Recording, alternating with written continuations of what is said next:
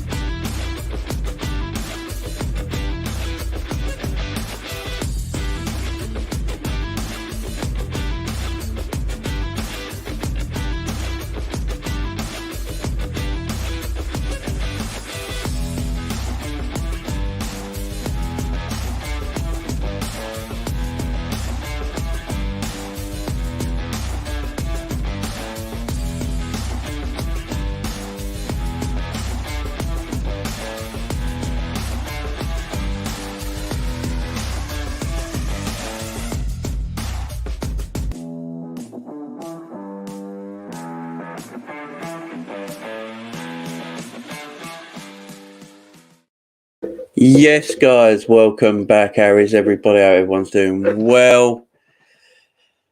I'm back after a weekend away, guys, and feeling fresh, feeling good. Sorry I missed the big game on Saturday. I would have loved to have been there for you guys, but yeah, I needed a weekend away, and it was a good weekend as well. I hope everyone's doing well in the chat. Everyone's doing really good. I had a great weekend. Having a good Easter as well, as this is Easter Monday. I hope everyone's having a good long weekend off work. So, guys, before we start, don't forget to give this video a like. Smash that thumb, guys. Smash that thumb button. Give this video a like, guys. And don't forget to subscribe. If you haven't subscribed already, guys, please hit the subscribe button. I would really, really appreciate it. Thank you very much, guys. Hi, Doug. How are you, my man? Doug's got a big show later, so don't forget to go and check him out later on, guys. I hope everyone's doing well and having a good weekend, as I say. Yeah, so a lot of talk about since, I've been away, so there's a lot of talk about. Obviously, we won a certain game at Wembley on the weekend. Liverpool winning 3-2 against Manchester City in the FA Cup semi-final. An amazing game of football, especially the first half, where Liverpool completely and utterly dominated. It was a joy to watch, a privilege to watch. Liverpool play so well. Nice. How are you, my friend? Good weekend, especially with Liverpool beating City. It was, my friend. It was a dominating weekend. Beautiful to watch. That first half for Liverpool, absolutely out the traps. That's the best first half of football I think Liverpool played all season. It was elite, completely and utterly elite level of football. That, some people will say, "Oh, City changed their team around." City changed their team around, but so did Liverpool the game before. It's not Liverpool's fault that City didn't do that. It's not Liverpool's fault, as I keep on saying on this channel and many other channels before. We have the best squad in England, and it is starting to show, especially after last weekend's game. Andrew in the house. How, Jamie? Glad you had a great holiday. Also, my day just got better. Marvel dropped the new Thor Love of Thunder trailer. Also, a great win on the weekend. Yeah, I just saw that on Twitter. Ali, big up, my friend. How are you? Yeah, I mean, we got a lot to talk about, guys. Obviously, we got a Man United big game against Manchester United tomorrow night as well, guys. The games keep coming thick and fast. So it's going to be a nice long video, this. We're going to talk about, obviously, the City game, the weekend game, where that leaves us. We're also going to preview the Manchester United versus, the Liverpool versus Manchester United game at Anfield at 8 o'clock kickoff tomorrow night. Massive game. And then we're going to talk about Sadio Mane. I'm going to talk about Sadio Mane tonight because I think people underestimate or underrate Sadio Mane. So we're going to talk, is Sadio Mane underrated as a footballer? Not by Liverpool fans, just by, in general, is he underrated as a footballer? And are we going to smash Man United, guys? Are United in for another smashing at Anfield tomorrow night? And the other one is the quadruple. Is the quadruple a possibility? Is it Is the quadruple an actual possibility? Because, as Klopp says, you don't go into a season. It's impossible to go into a season to win all 4 trophies, but it's possible to be there at the end. So, is it a possibility? Is it a reality? At the moment, I think the only one we might struggle to win is the league itself, being a point behind City. But in another cup final in the FA Cup, got Villarreal coming up as well. Look, we can't underestimate them. They're a very good team. They've beaten Juventus. They beat Juventus, didn't they? And they've beaten Bayern Munich on the way to the semi-final. So they deserve to be there. So, yeah, quite a bit to talk about on the show today, guys. Ali in the house. The game that on the weekend was stressed, but we won. Oh, I had a few drinks on me, so I wasn't too stressed. The quadruple was coming. Captain Sadio is very underrated. Definitely, yeah. We'll get to Sadio. Jay Sayamine is going to sign a new deal with Sadio after winning the quad. So much to talk about, so guys. So stick with me. We're going to have a fun show here. It's going to be a good one, but we've got to talk about the weekend, guys. Obviously, I wasn't about for the weekend because of being on holiday, being away for the weekend. So I couldn't be there to enjoy it with you guys, and I'm sorry about that. I really wish I was. I'd have loved to have done a watch along that day to be there with you guys. I really would have, but unfortunately I was away. So let's talk about it. Liverpool 3, Manchester City 2, in the spring sunny weather of Wembley Stadium. Full house. Well, from Liverpool's point, City didn't sell out all their tickets, but there you go. Yeah, like Captain Sal says here, only the league is out of our hands. Exactly. So where do we start on this City game, guys? So, obviously in the league, we've played each other 3 times now this season. In the 2 league games, they have finished 2-2. So they've both been 2-2 draws. In both games, you could say City had the upper hand in both league games. Especially, well, in the first game, let's go back all the way to October. In that first game between Liverpool and Manchester City, Man City were dominant in that first half. Absolutely dominant. But he went in at half-time 0-0 and Liverpool came out of that in the second half and went 2-1 up with 15 minutes to go. Couldn't hold on and they equalised, make it 2-2. Quite an even game. Draw was fair enough. Second game, just last week, City 2, Liverpool 2 at the Etihad. And if we're being fair and talking properly here, and City should have been 3 or 4 up at half time. You know, the way they played against us in that first game, in that second game, they played like Liverpool. They played long balls over the top, countered the press with long balls, got in behind all the time, high press, you know, lots of energy. You played like Liverpool did. And they deserved something out of it. They really did in that first half. But, you know, the game ended again 2-2. It was a great game of football. Absolute tremendous games of football, both league games. You know, you couldn't really separate both teams. Then we go into weekend's game. So the third game, the third time we've met. So let's go back a little bit. Before that, there was a Champions League game. So Liverpool had Benfica in the second leg of their Champions League game. And against Benfica, we was already 3-1 up on aggregate. So what does Klopp do? Changes 7 players. We wrote only 4 players played against Man City a few days before. We rotated 7 players in, and we had a midfielder blimmin' Cater and Henderson and Milner. You know, we had a big change around that game. Look, we ended up drawing the game 3-3. We should have won that game comfortably at the end of the day, just defensive mistakes. And it's 3-3, but we did change a lot of team. A lot of the team, 7 changes is massive. Not many people change 7 players in rotation in a Champions League game. Now, on that same night, Manchester City were playing Atletico Madrid. Now, we know what Atletico Madrid are like, you know, but Man City are exactly the same. And Man City only had that 1-0 win. They had the 1-0 win from the first leg. So in a way, they couldn't afford to rotate as much as we did against Benfica because we had a bigger advantage. But this also comes into my thing that I've been talking about for a long time now. Liverpool Football Club have the best squad in England, and I think it is now starting to show. The depth we have in our squad is greater than Manchester City's. You've seen it over the last, go back for the last, 9 or 10 days since the first City game, the Champions League game, and the game on the weekend. You go back through that whole week, look at the squad depth in comparisons. Ours is actually stronger at the moment, and I do believe Pep Guardiola even admitted that in the press conference after the game when he got asked that question.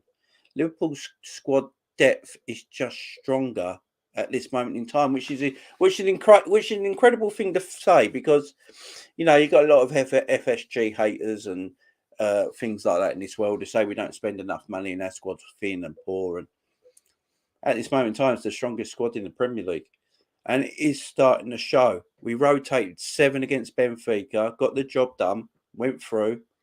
City couldn't afford to do that because they only won 1-0 in their first game, going away to Madrid, and then they can't rotate much. I think they only changed 3 players. Then they get a De Bruyne injury, a Kyle Walker injury. And look, everyone goes mad about Atletico Madrid shithousery. The way Atletico Madrid were, they're out of order, pulling hair and high tackles and things like that. I don't blame Atletico Madrid at all. Manchester, because I'll go get onto this about the Manchester City Liverpool game, because I've got a rant coming, guys. Strap yourselves in a minute because I'm going ranting. But that Man City do it all the time. Man City are the best at the dark arts. Everyone goes, oh, Atletico Madrid and their dark arts. No way. Manchester City are the best at the dark arts. They time waste all the time. All the time. They fake injury all the time. Always faking injury. We saw it on the weekend.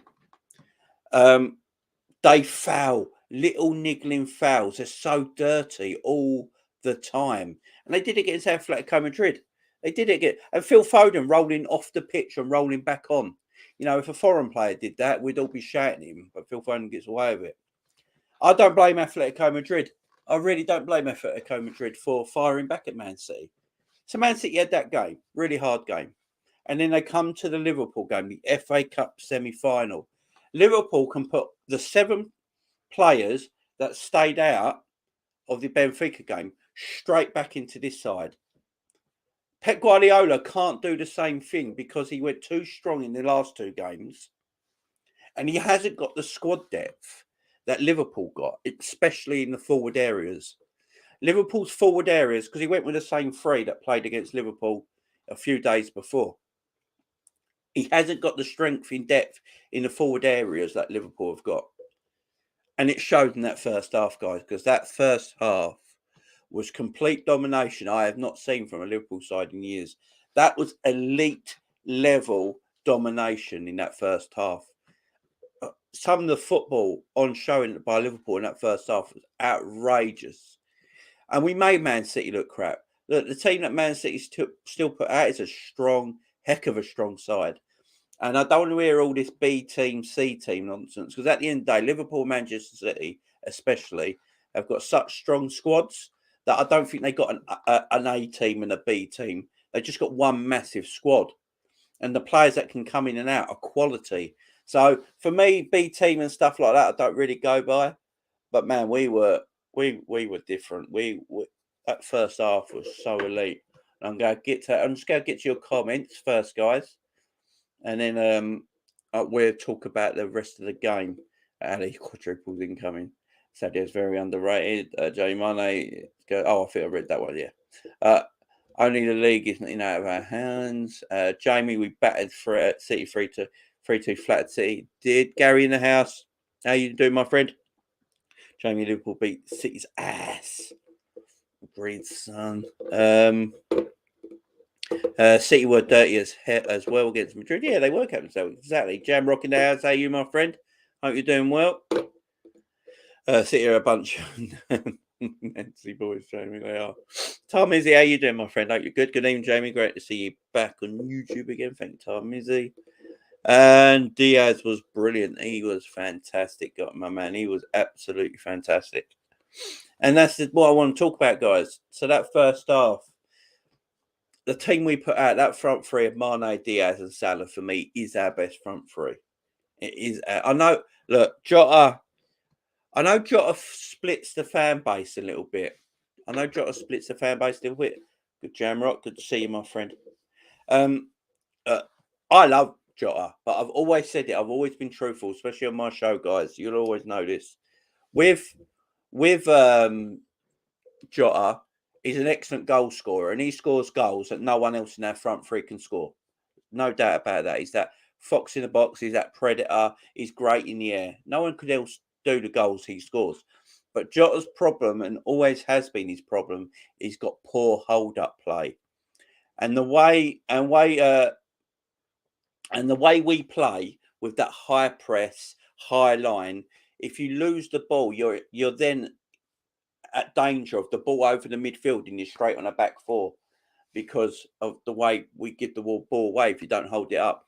And Mane as a number 9 is absolutely fantastic. It looks like it's rejuvenated his Liverpool career so far. So we're going to talk about Sadio in a bit. Him in that number 9 position is excellent. I prefer him there now than on the left-hand side. Because where he's not as quick as he once was, through the middle, his hold-up play is fantastic. He's extremely strong. And he makes excellent little runs in between the centre-backs in that number 9 position. I love him there. I prefer him there than the left-hand side now. And Luis Diaz can't be dropped. I'm sorry. I know he's only just got bought in January. I don't know how you drop this guy. The show he put on against Man City. Oh, it's just quality, guys. I know he probably didn't get the goal or anything like that, but his play, his skill, his intelligence, his pace, he has to play all the time for me. All the time. And then obviously Mo's Mo. Look, I don't think Mo had the best game against Man City, but I don't think he was bad as people were saying either. I thought Mo had a decent game. He weren't that terrible. He looked sharper than he has done. A goal's coming from Mo. I wouldn't be surprised if it's Tuesday night. So that front three for me at the moment's on smoke. It has to play. Has to play. Jota off the bench at this moment in time has to be for the big games. For the big games. So for tomorrow night, that front three has to play again for me. Jota sits the bench. And then you can play Jota against Everton. You know, that's how we got to do it, guys. That's how we got this massive squad. The midfield, at last. Naby Keita, guys, has finally turned up. After what, 3 or 4 years? Naby Keita has eventually turned up. This is the player we wanted to see. Clarence Seedorf in disguise. The next coming of Clarence Seedorf. That's what Naby Keita reminds me of. That's the sort of player he reminds me of. This is the Naby we wanted to see, guys. This is the Naby Keita that is going to keep Jordan Henderson on the bench. This is the Naby Keita we want to see. Jesus Christ. Phenomenal. NGA in the house. What you think about the final, Jamie? We'll get to that in a bit, my man. Stay with me and we'll talk about the final. Don't worry, fella. I'll get to your question. So I want to talk about that final after I've had my little rant about referees loving Man City. Jamie, do you know if we beat Villarreal in the Champions League, we'll have played the whole calendar fixture in the season? That is a lot of games, I know. That's madness, ain't it? Absolute madness. We have 3 options for the number 9. Bobby does hold up the play. Jota does the goals and Mane does both.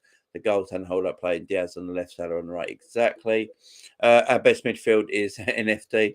You can't, yeah, exactly. Naby, Fabinho and Thiago, this midfield for the big games. Right, guys. The Naby. What did I say? I don't know if anyone saw me on Coppish. I went on Coppish before the City game, the Friday before the City game. And I said on there, Naby Keita has to play. Now, I said instead of Thiago, I should have really said it before Henderson instead. Naby Keita has to play because he's got the legs for that midfield. And I've been saying it on this video, on my channel for a while now. If you go play Thiago and Fabinho, you need legs and athleticism around them at the same time. And that's what Naby Keita gives you. Naby Keita's pressing off the ball is our best in midfield. He's got the legs and the engine to get around the pitch. He's injury-free now. When Naby Keita is injury-free and fit, You're seeing a proper footballer, a proper footballer. And at this moment in time, that is our best midfield three. And Naby, when he's fit and ready and firing like he is, he should be playing. I don't want to see Naby holding bench anymore. I want to see Naby on that pitch, on that grass, doing his stuff, because at this moment in time, he's a different player. We're seeing AFCON Naby now. We're seeing the proper Naby. Look, there's games you can take out and put Hendo in, because that's the greatness of our squad, guys. They don't all have to play at the same time. They don't all have to play all the time. We've got greatness in our squad now, and we can be used correctly for that. The major games, the big ones, for me, Naby, Thiago, Fabinho is the midfield, and that should play against United on Tuesday. And then, because I think we should go big against United, and then maybe a bit of squad rotation against Everton, because I think United have got more of the firepower and quality players in their squad to hurt us more than Everton have. I know they're both dog shit at the moment. We saw Man United struggle against Norwich. That game was 2-2 before Ronaldo turned up. You know what I mean? They struggled. But I want to go full blow. I want to blow this United team out of the water. I want to destroy Man United. I want them to be an acne scar on the face of a teenage boy. I want them gone. I want them gone forever. I want a mark on them. I can't stand United. I want them gone. And the Everton game, I think we can afford to rotate a little bit more, because they've got no quality in their side. And I know they'll be out for it 'cause it's a Merseyside derby, but you can bring the likes of your Hendersons and your Jotas and your Bobbies in for that game, because we've got to go for it. The defence. Right. Ibu Konate, guys. What do we say about this man? Kid. He's 22 years old. The man's a beast. You cannot get round him. You can't get round him. The man's a beast. Does he have to start playing, guys? Because what I have noticed of Joel Matip lately, I don't know if you guys agree with this, but when defenders run past Joel Matip, you can get in behind Joel Matip a little easier. You cannot get in behind Konate. There's no chance. I mean, I saw Konate sprinting past, Nunes, the Uruguayan striker at Benfica, who's quick, striding past him. He's massive. He's strong as an ox. Look at him in the opposition's box. He's got 3 goals in a week. How do you actually drop Konate, guys? How do you drop Konate? I know Matip, there's Matip fans out there who absolutely adore Matip, and I do as well. But I'm looking at the best for the team now. I'm looking for the best of the team. And for the games we've got left, I think you've got to start putting Konate in. I really do. You saw what he did against City. Matip has been a bit lazy at times with his defending. Just putting a leg out and not closing down the ball because he ain't got that pace. So instead of closing down the ball, he just puts a leg out. And if you can get in behind him, he can't get back at you. So, but I just don't know how you drop Ibu. I really don't. The man's a brick shit house. Virgil, I didn't think was great on Saturday, but look, Virgil's not going to be. Virgil just needs this whole year, this whole season, to be completed, and he's done the whole season injury free. He's got over his injury. Then he can have a proper pre-season, and the next season, Virgil will be Virgil again. He just needs this season. But, he's not at best his abilities, but he's still better than every other centre-back around. So he'll be absolutely fine. He'll be absolutely fine. And Trent Alexander-Arnold. Trent can't defend, guys. He defended quite well against Man City on Saturday, I'll have to say. Defended quite well. But let's forget about his defending, guys. His attacking play is second to none. His pass for the third goal, for Mane's third goal, his pass starts it all. His pass is out of this world. That slice cross pass he does to Robertson from right to left. He gets the ball, he has one look up and he slices that ball. It takes all the power off it and it just floats into Robbo, who's then got time to do what he wants with the ball. And we have lovely build-up play on the edge of the box, lands the Mane, bang, goal. Absolutely fantastic. Trent Alexander-Arnold, what a footballer. Robbo again. I thought Robbo, he was that guilty for both City goals for me. He gave the ball away both times and then was out of position for both goals. So for me, Robbo was at the cause for both City goals for me. But he did have a good game. But Robbo's guilty of that. He tries to play a pass inside all the time. Instead of going outside, he always plays a pass back inside, and they always get blocked down. And then he's always out of position, and you can't catch up. That was the only low point for me, was Robbo's play. But man, we were out of this world, guys. Absolutely out of this world. Let me get to some of these comments so I don't miss them all, okay, guys? And then we'll keep talking here. John Conway in the house. How you doing, my friend? Hope you're good. The ref was bloody disgrace. Jamie Fernandinho should have been off. I don't know how Fernandinho stayed on that game, guys. How many fouls does he commit without getting booked? We're going to get to it in a minute. We're going to get to that in a minute because that annoyed me. Kanate, Naby and Diaz all starts for me, says Captain Sale. Yeah, same, my friend. Jamie Ten Hag to United is done. Fabrizio Tapping Merchant just tweeted. Sweet. I mean, I don't know what the difference Ten Hag's going to do to this, to be fair. 10-0 tomorrow. Hi, Jamie. Hi, Daffy. How you doing, my friend? Kanate is a brick shit. He is massive, isn't he? He body slammed Sterling. Oh, yeah. The way he just got Sterling off him like he was a little fly. LFC Aaron in the house. Man City equals Big Flag FC. Embarrassing. Sup, Jamie? How you doing, my friend? Yeah, I mean, Man City fans, they got no atmosphere, have they? Got to make it somehow. Jamie, for me, Kanate doesn't play the offside track well. Yeah, that is true. Ali, I'll give you that. Kanate hasn't learnt the offside trap yet. But to be fair to Kanate, Matip and Virgil have been practicing that for about the last, 3 seasons? I mean, I think there was a graph on the FA Cup semi-final, weren't there? Liverpool have caught more players offside than any other team in the English league. Was it 159? So the high line works. It's just that, as soon as Kanate gets a bit more used to it and works with Virgil on it, then you bring him in. Kanate reminds me of Hippo with the aerial threat, Andrew says. Yeah, I know what you mean there. Kanate is the incarnation of Lilian Thuram. I think he should cement his place in the national team too to achieve the clutch. Yeah, he's French, isn't he? So, I mean, France have got a shitload of players, ain't they? But Kanate's definitely going to be a French in there, and he's definitely going to be in there. There's no shadow of a doubt. Kanate winning most aerial duels and a good header. I mean, it's hard to know. The problem with Kanate, you can't knock the man off the ball, can you? Did you see how he bitch slapped Jesus to win the header to score the opening goal? Whoever asked Jesus to mark Kanate must have had a brain aneurysm or something, because you can't be doing that. You know what I mean? Kanate just sort of bitch slapped him out of the way, like, that's my boy, and just headed it. It was hilarious. Ali, Jamie Coppish Day for the Monday night show is going to talk about Adiame from Salzburg. I want him. He can cover right wing and striker. Dortmund are stalling on the deal, and we can hijack the deal.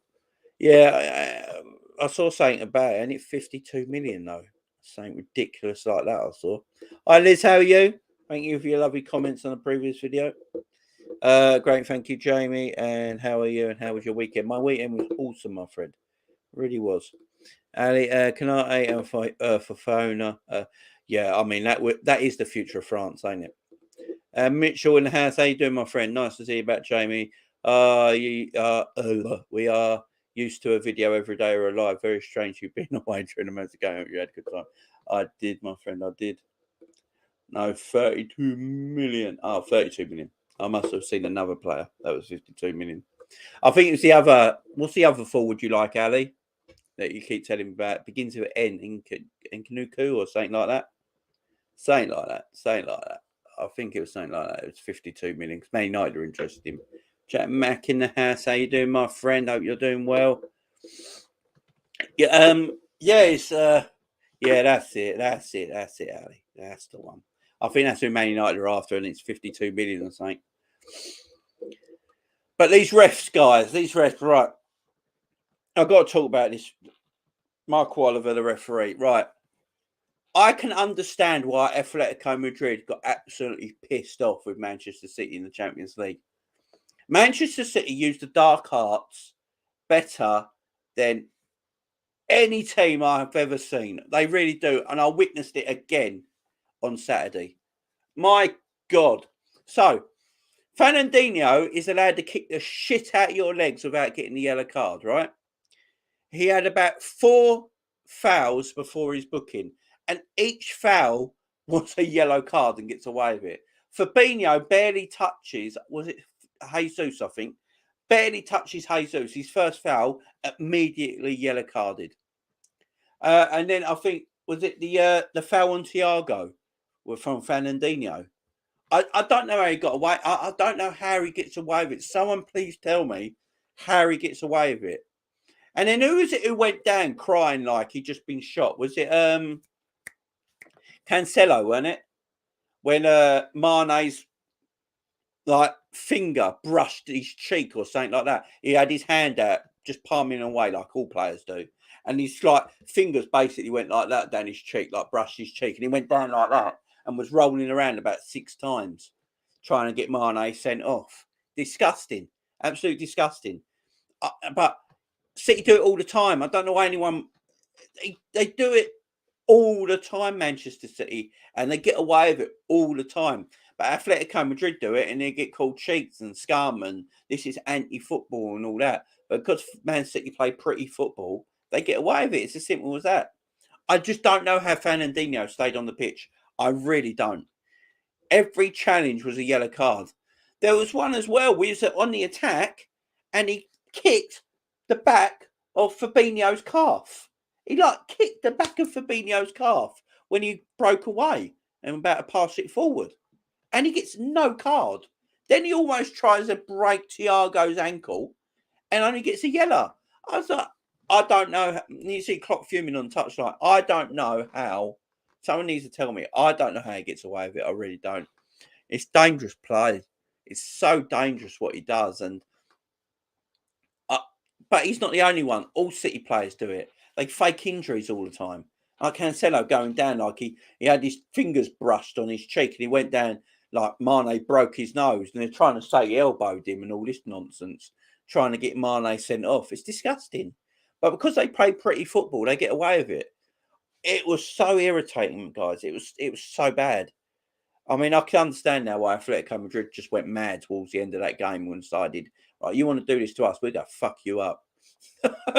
And that's what they did. You're going to beat us, but we're going to leave our fucking mark on you. And that's what they did. They left their mark on them. I just can't stand it. I really can't. Can't bloody stand it, guys. And the referees have got to be stronger. The referees have to be stronger against Man City's dark arts.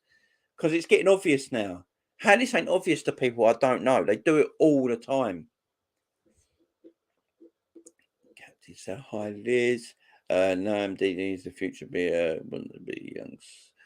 No, MD needs a future star. Barcelona, if Borussia and if Dortmund want you, he's going to be a star. Liz in the house. I know Harry Kane went to the Masters in Augusta. I thought that was a good idea. Yeah. Right. So my brother-in-law's a big Spurs fan. He was speaking about this and he didn't see a problem with it. Which I can understand because he's a Spurs fan. But I will say one thing. If this weren't the England captain and it was Jack Grealish who did it, there'd be outrage. I'm telling you right now. Or because Jack Grealish, he's been out before and, you know, he goes to a party or something. We all know Jack Grealish likes a party. We know what he gets up to, you know, before games and stuff. And he gets front page news. Harry Kane went to the Masters in the build-up of Tottenham trying to get 4th place against a game against Brighton. That was going to be a difficult game. And he gets away with it. No one talks about it. Now, obviously, my brother-in-law, he didn't see no problem with it. And I can understand that. He's a Tottenham fan. And you should stick by your team no matter what. I totally get that. I'm perfectly fine with that. But for me, not being a Tottenham fan and not liking Harry Kane as a person at all, personally, I think Harry Kane got away with it. I really do. He's the England captain. I really do think Harry Kane could get away with anything. Now, I really do. I think Harry Kane could sleep with Son's wife right? I think Harry Kane could sleep with Son's wife, right? Be all over every front page of every newspaper and the back of every newspaper. They talk about it on every TV channel, news channel, radio, everything. Harry Kane sleeps with teammates' wife and all this sort of stuff. And then it'd be like, oh, but he did it for the team. It'd be something like that. Oh, Harry did it for the team. He did it for the good cause. And yeah, Tottenham are going to get better because of it. But what we got to do, we're going to sell Son because we don't want the relationship between him and Harry has gone sour now. So we're going to sell Son, but we're going to keep Harry because he's England captain. Yeah, and then after about a week, it'll be all blown over and forgotten about. You know what I mean? He can get away. He can get away with everything, Harry Kane. Absolutely everything. All right, so Fernandinho is the goat of dark arts, dirty cheat. Yeah, exactly, all the time. Fernandinho should have been red card second half. He's going the dirty work for Man City on Saturday. Oh yeah, totally. Lallana wants to do us a favour by beating City on Wednesday.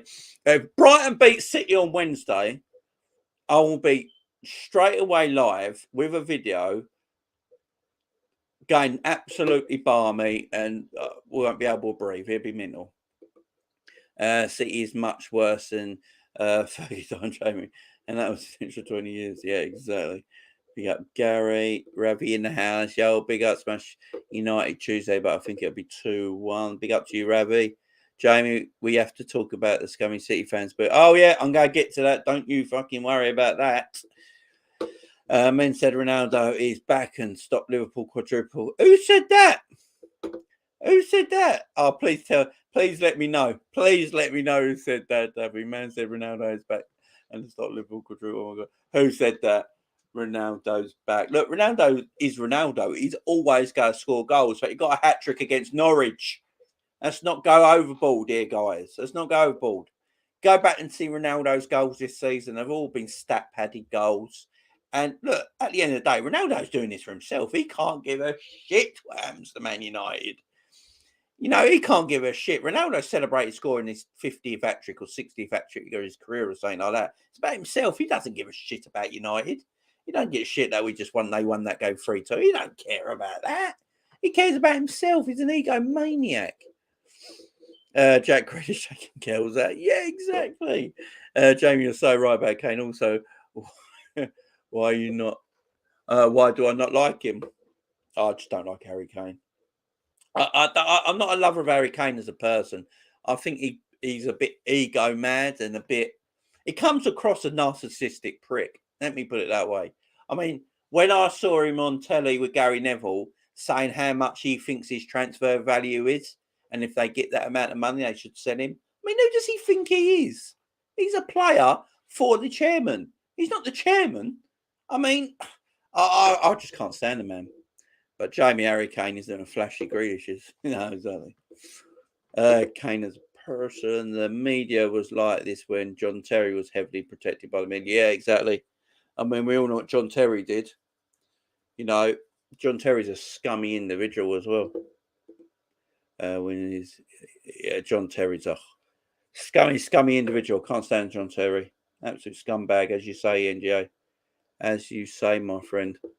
Kane sleep with Son's wife. Oh my God, Jane. Let him alone. He's important for England. No, James Son has a lot of fangirls back in South Korea. He can't be bothered with Kane. Oh, brilliant. I love it that we can laugh, guys. It's absolutely fantastic. But let me get to saying that is not funny, guys. And that's Man City fans booing. Absolutely booing the 1 minute silence for the 97. I've got it, as you can see here, the 97, guys. How could you boo people dying? Can someone explain this to me, guys? How can you boo a celebration and an anniversary of the people that died? How can you do that as a human being? Has anyone ever in their life booed another human being death? No one. It's just these were just family people. Some of them were young kids, girls, mums, dads, uncles, aunties, children, you know, that died in this awful, awful incident in 1989 is heartbreaking to this day, especially if you're a Liverpool fan. Absolutely, it's disgusting. And I know Man City, because Gary Lineker at half-time read out a statement from Manchester City saying they don't condone this. Well, if that's true, Manchester City, I want you to name and shame the fans that booed, and they get barred from every single football ground in the country. Everything. They shouldn't be allowed the privilege to go and watch their team play football if they can't be respectful. Simple as that. So if Manchester City actually say this, they're disgusted by this thing, and it's not coming from Manchester City. They need to find the people responsible, name and shame them if you want, but they have to ban them from everything in football. Every stadium in the country, they're never allowed. They're never ever allowed in a football stadium again. And I know a lot of people said it was a minority. Well, I was sitting there watching it in the bar with my dad, and we couldn't believe how loud the booing was. It weren't a minority, it was a lot of people. It was a lot of people because the booing was very, very loud. And it's disgusting. It's absolutely disgusting. And they should be banned. I want Manchester City should be finding these people right now if they can. Do everything possible to find these people and ban them from every stadium. They don't deserve to sit in a football stadium watching their club play, booing the death of 97 people.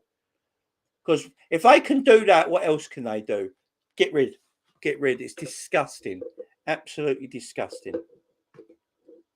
I couldn't care less about Kane, but a team.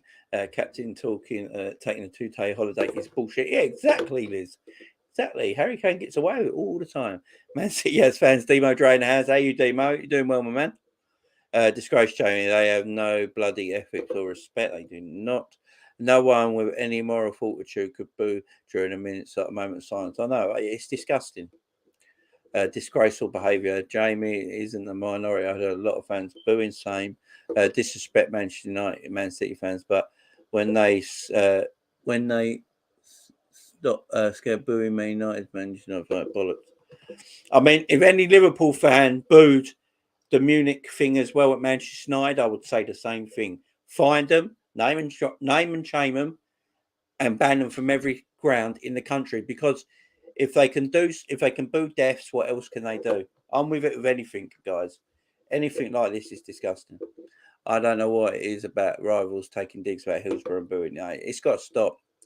Well done to the ref for blowing the whistle before the booing got worse. That is the only thing the ref got right all game. Yeah, he did. Yeah, he didn't go to full minute, did he? Because it was getting bad. That's disgusting. It's just so wrong, guys. I just hate it. I hate it. There's still songs sung about Hillsborough by rival fans in the terraces. Why is that still allowed? Why is that allowed? And it's not just a Liverpool thing. If Liverpool fans did this about the Munich air disaster, at Old Trafford or anything like that, I would say the same thing. People died. Have some damn respect. You don't boo. It's wrong, and I would be exactly the same there. Anything like that. The thing that happened at High School with Liverpool Juventus, same. Exactly the same. I'm the same for it all, guys. If you boo people's deaths, there is something mentally wrong with you. I'm sorry. 97 people died. Some of them were kids.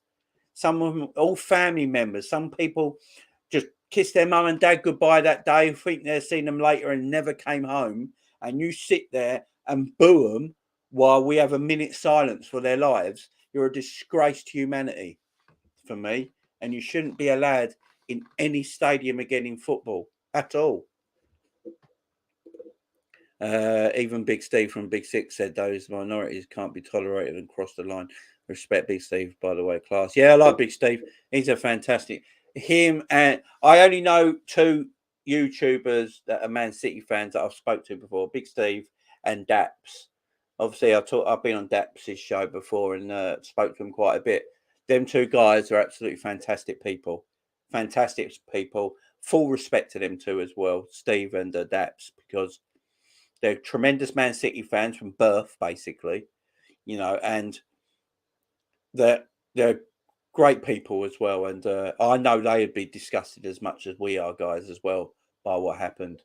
The problem with FA Cup semi-finals, guys, the problem with FA Cup semi-finals when you're at Wembley is that they sell tickets to non-members as well. So usually for the big six teams anyway, especially for Liverpool, to get a ticket, you have to usually be a member. So you have to have a membership first to be able to buy a ticket to go to the game. In semi-final games, they sell tickets to non-members as well. And the problem is that's where you get the crap from non-members who come to the games, and then they got all this tire. I think Millwall had it a few years ago when Millwall got to the FA Cup final, wasn't it? Was it against Manchester United a few years ago? Then all that there was fighting, weren't there, in the stadium and all that. And Millwall fans were saying it was the non-member fans that have got hold of tickets to get into the game caused a problem. And it's probably the same here with the City fans. It was probably the non-member City fans that got hold of tickets, because we played Liverpool. Liverpool played Man City before when there's been minute silences and stuff like that, and there's never been a problem. So it's obviously just the minority of people that weren't members that got into the stadium to cause aggro. Maybe it's because we started the teams that are in Europe couldn't compete in Europe because of us usually. Yeah, Jamie, Jamie, I can get a City ticket. It's easy. As for Liverpool, it's so hard to get a ticket for Liverpool game. Yeah, exactly. I mean, you can go many ticket outlets and buy a City ticket. This is the thing. You need to put membership in there to stop the riffraff. There's a video of Man City fans trying to punch Liverpool fans after the game. It's just it's not right. I will say this now because I've got respect for Manchester City as a football club. I do respect Manchester City as a football club. Some of their, and I know, as I say, I know you're Big Steve and your Daps, brilliant Man City fans from birth, absolutely respectful, brilliant people. But unfortunately, guys, you're going to get some, and this is even Liverpool fans as well, Arsenal fans, Chelsea fans. You're going to get some fan bases where you're going to get people that are just damn right idiots and will do anything they want to do. And if you can get a ticket to go to a game where you haven't gone, I mean, these fans probably never gone to games. They're able to get a ticket because it's at Wembley, don't have to be a member, and they're being arseholes about it. I really hate it. I just do. No, I don't, Jamie Timbuk. I don't. I've got respect for a lot of football teams. I've got hatred, but I still respect at the same time. Timbuk clubs. Remember when there was a video of Bernardo Silva and City players singing about Sean Cox? Oh, I can't stand, but I know. And what happened? Yeah, and did anything happen with that? It's like Bernardo Silva and his racism as well, isn't it? Did anything happen with that, guys? No, I don't think it did, because he plays in Manchester City. Yeah, bang on there, my friend. You bang on. Right, guys. This I want to talk about now. Sadio Mane. Is Mane underrated, guys? Is Mane underrated? Now, this is not just from a Liverpool point of view, but we're going to talk it as Liverpool fans. But anyone who is not a Liverpool fan in the chat, is Mane underrated? Because all the talk is about Mo Salah and his contract at the moment. And we're forgetting that Sadio Mane's contract is up at exactly the same time. At exactly the same time, Sadio Mane's contract is up. And there's no talk about it. Now, Sadio Mane, let me just show you guys. I just want to show you something with Sadio because I think it's good to show for context. So I'll show this for context, guys. I want to show this for context. So this is Sadio this season. Sadio Mane has played 28 Premier League games, 13 goals, 2 assists. 28, that's 13 goals, 2 assists, 28 Premier League games. All in all, this season he's played 41 games and he's scored 18 goals.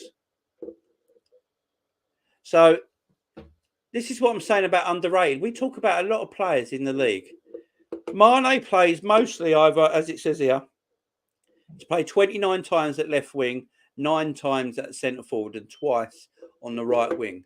Very versatile forward. He's now playing a lot of his football at this moment in time through the middle. Do we underestimate this man? Because personally, I think he's well underrated. Well underrated. There you can see his goals. He's got, for Liverpool in total, he's played 259 games for Liverpool, scoring 115 goals and 45 assists. 115 goals in only 259 games, guys, and 45 assists for Liverpool. That is an incredible, incredible record. Is Sadio Mane underrated? Because I think he is. We don't talk about this man enough. Obviously, we all big up Mo Salah. If I get Mo Salah's figures up, Mo Salah's figures are going to be better because Mo Salah is just a born goal scorer, right?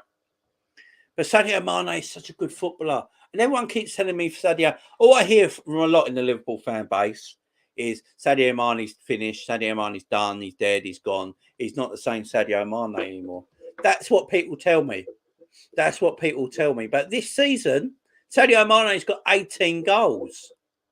18 goals, but we're all going mental about Diogo Jota, who's got 20 goals all season, only 2 more than Sadio Mane. So do we underappreciate Sadio Mane, guys? Let me know in the chat. So I think it's very interesting. Let me get some of your comments. Liz says yes. And Joe. Also, Jamie, what made you want to support Liverpool? I was forced to by my dad. He brought me all the shirts and I ended up falling in love with the team. Yeah, same sort of thing, my man. Same sort of thing. My dad, massive Liverpool fan. And so when I started watching football and getting into football, now I got into football properly around 9 or 10 years of age. So my dad sat me there watching Liverpool games, and you watch what your dad's watching. And at the time, there weren't like every game live like there is now. Nowadays you got about 6 games a week live on Sky or BT and stuff like that, and some ITV, BBC. It's all over the place. You've got games all the time, not just in England, of all the leagues around the world. You can sit there and watch a game every day almost.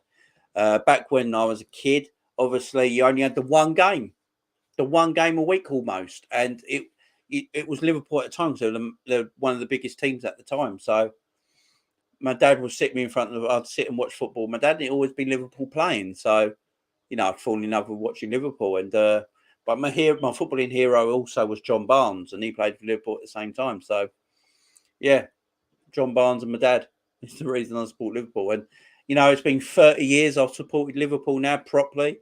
So I've supported Liverpool properly now for 30 years. And it's my love, my passion, my everything. Obviously, I've got my wife and my kids. They're at the top. But Liverpool Football Club is just sort of here. So my wife and kids are here. Liverpool Football Club is sort of here. You know what I mean? It's just, I can't live without either of them, guys. Can't live without Liverpool. Can't live without my wife and kids. Yeah, they both mean so much to me. Yes, very, in my opinion, says Cal. Yes, he most definitely says Liz. Mane's better than Salah now. Yep, that's a good point. Devil in the house, how you doing, fella? Jamie, let's talk about Ikram Kano on Twitter. Said Liverpool talks to extend talks to Mane to extend his contract till 2025. He's a journalist. Look, with Mane's contract, I think it's easier. It's an easier contract to do than Salah's. Look, with Salah, I don't know what's going on, guys. I don't know if he'd be irritated by Salah in his contract or not, because I don't know if he's asking for money that he knows the club will not give him. Because if he is, then that's not really a good look, is it? Look, at the end of the day, all the players at our club know how Liverpool Football Club operate. We all know how we operate as a football club. We are fans. We know how we operate as a football club. They're the players playing for it.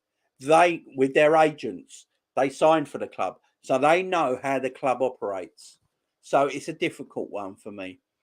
I think Mane would always be the easier one to do because, we haven't heard Mane coming out and saying he wants 400k a week, have we?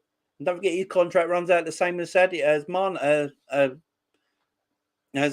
Salah's. His contract runs out at the same time. So does Bobby's.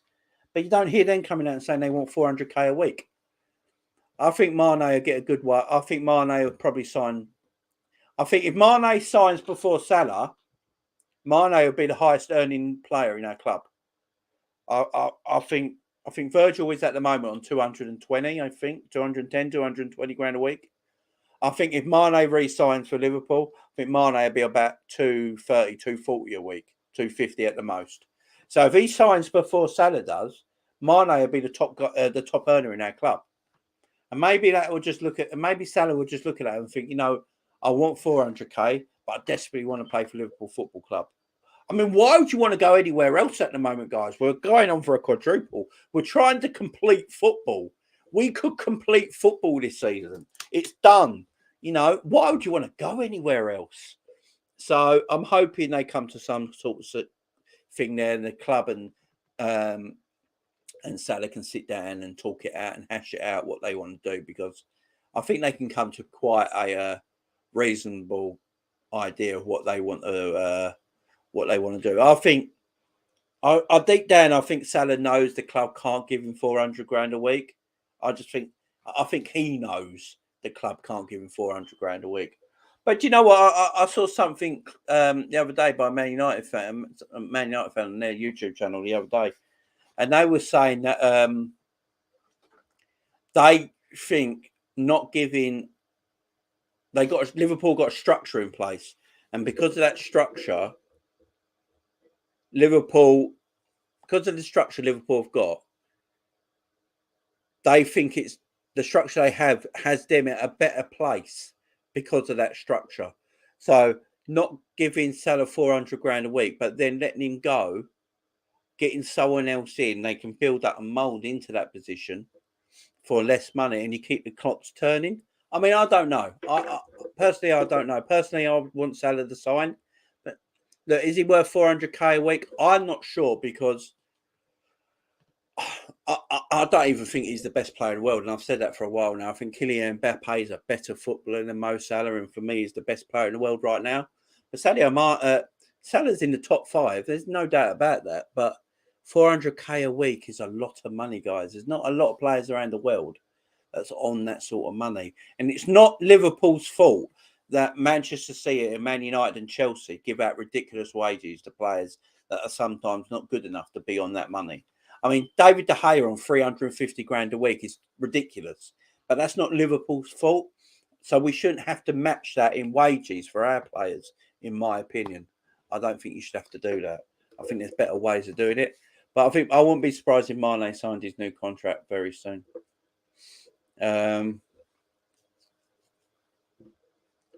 Liz says he is underappreciated and underrated. Exactly, Liz, I agree. Jamie, I heard it was Liverpool fans booing because Man City were chanting during the minute silence. Oh. Okay, well, Aaron, if that's the case, then I apologise. I'm not sure. All I know is that I've heard and seen press snippets now saying that it was Man City fans and they were caught on camera. So I'm not sure. I just don't understand. If Liverpool fans booed, that would make no sense to me. Because then on telly that would come off as like booing in the minute silence would look bad, So for me, if it was going to be Liverpool fans, they would clap to keep. Wouldn't you clap to put out the chanting from Man City fans? All the Liverpool fans would clap, I would have thought. I wouldn't have thought they would have booed. That don't make sense to me, my man. That don't make sense. Jamie, both Mane and Salah will sign new deals and Bobby will stay next season. Right, he's still down here. I think that'll happen. John Barnes is a baller. He certainly was one of the best players in the world in his time. Honestly, Jamie, end of 2021, I don't mind if he leaves Liverpool this summer, but I overlook his reading of elite defenders attribute. One example was his timing to run past Walker last week. Sadio Mane's timing is out of this world. That is one of Mane's biggest and his elite strengths is his running and timing of his runs. Mane might not be as quick as he once was. He's not slow, though. He's still fucking fast. But his timing of runs off the shoulder, that is why Mane plays the number 9 role, guys. Not Salah, not Diaz, it's Mane, because Mane's running off the ball is exceptional, and his timing coming off defenders' shoulders is better than Diaz, Salah, and Jota, and that's why he plays at number 9 position now. It's his biggest strength, always has been. I totally agree with you, Tom. Is he? Jamie, is it image rights for Salah, not money issue? Fabrizio Tapping Merchant is saying it is a money issue. It isn't a money. I'm not sure. I mean, image rights I can understand because, Salah is probably the 3rd most recognised footballer in the world because of the Arab countries and stuff like that. You got Messi, Ronaldo, and then I do believe it is Salah. Because of all the Arab countries and everything like that. He's the king, man. He is the king of Arab football, is Mo Salah. So because of that, his image rights must be massive. Absolutely ginormous. So it could be something like that. I don't know. I don't think we'll ever know. Even if he left, I don't think we'd ever know, guys. A bit like Genie. Salah's form isn't held. Salah's form isn't Elton Salah with his contract. FSG, I'll go win a battle, and Salah and Remy Abbas will have to accept the deal. FSG give him. Yeah, I think that might happen. They will boo to drone dance. They will boo to drone the city chanting, Jamie. I just don't understand why you boo low. I'd clap because we do a clap. We do either do a minute silence or we clap, don't we? I would not boo. I don't understand that because on telly, all you got to hear is booing, ain't you? So you're going to be like, well, why are the City fans booing a minute silence? That don't matter. I wouldn't boo. It's a minute silence. Clap. That would be better. Clap to bring out to stop the chanting. Now, all the Liverpool fans clapping, you won't hear the chanting, will you? The booing don't make sense for me because look, if it was us that booed it, then we made a mistake. How badly are we beating the Manx tomorrow? Do you put out the academy squad? Not quite, Liz. Not quite, but we are going to win. But I'm going to get to that in 1 second. Hold that thought, Liz. Hello, Niall, my man. How are you doing, fella? He will be solid to make way for a new attacker. Be so sorry. Hi, Niall. Like and share the stream, folks, says Liz. Yeah, everyone listen to Liz. Liz knows what she's talking about. Bruno Fernandes involved in a car crash, but no serious injury. Was he? I saw a picture on Twitter actually earlier, and I thought it was just someone put up a meme. I thought it was like a meme or something, but it was an actual car crash. But they are chanting about the 97. That is why we boo Jamie. You can't clap in a minute's time. Yeah, but we can clap in a minute's silence, can't we? People either clap or keep a minute silence. Booing just sounds worse. I'd clap. I mean, we have clapped instead of doing a minute. I think the rule is you can either clap or do a minute silence. So if you're going to do one of them, I would clap instead of boo. I mean, booing sounds horrible. So like we're listening onto the telly yesterday, guys, and when you hear booing, you're like, Jesus Christ, that sounds terrible. But if you're clapping like that, everyone's up clapping and standing on their feet. That looks and sounds a heck of a lot better than if you boo, even in a minute silence, if you know what I mean. Right, guys. Let's talk about this. Are United going to get smashed? Are United going to get smashed? Tomorrow night, guys. Liverpool versus Manchester United. I'll be back doing the watch along. I'm back to doing the watch along, guys, tomorrow. So make sure you tune in tomorrow night, 7:45. Tomorrow night, back for the watch along. Man United, Liverpool, Man United at Anfield, 8 o'clock kickoff. It's going to be epic, guys. But are United going to get smashed? Look, this United team is shit.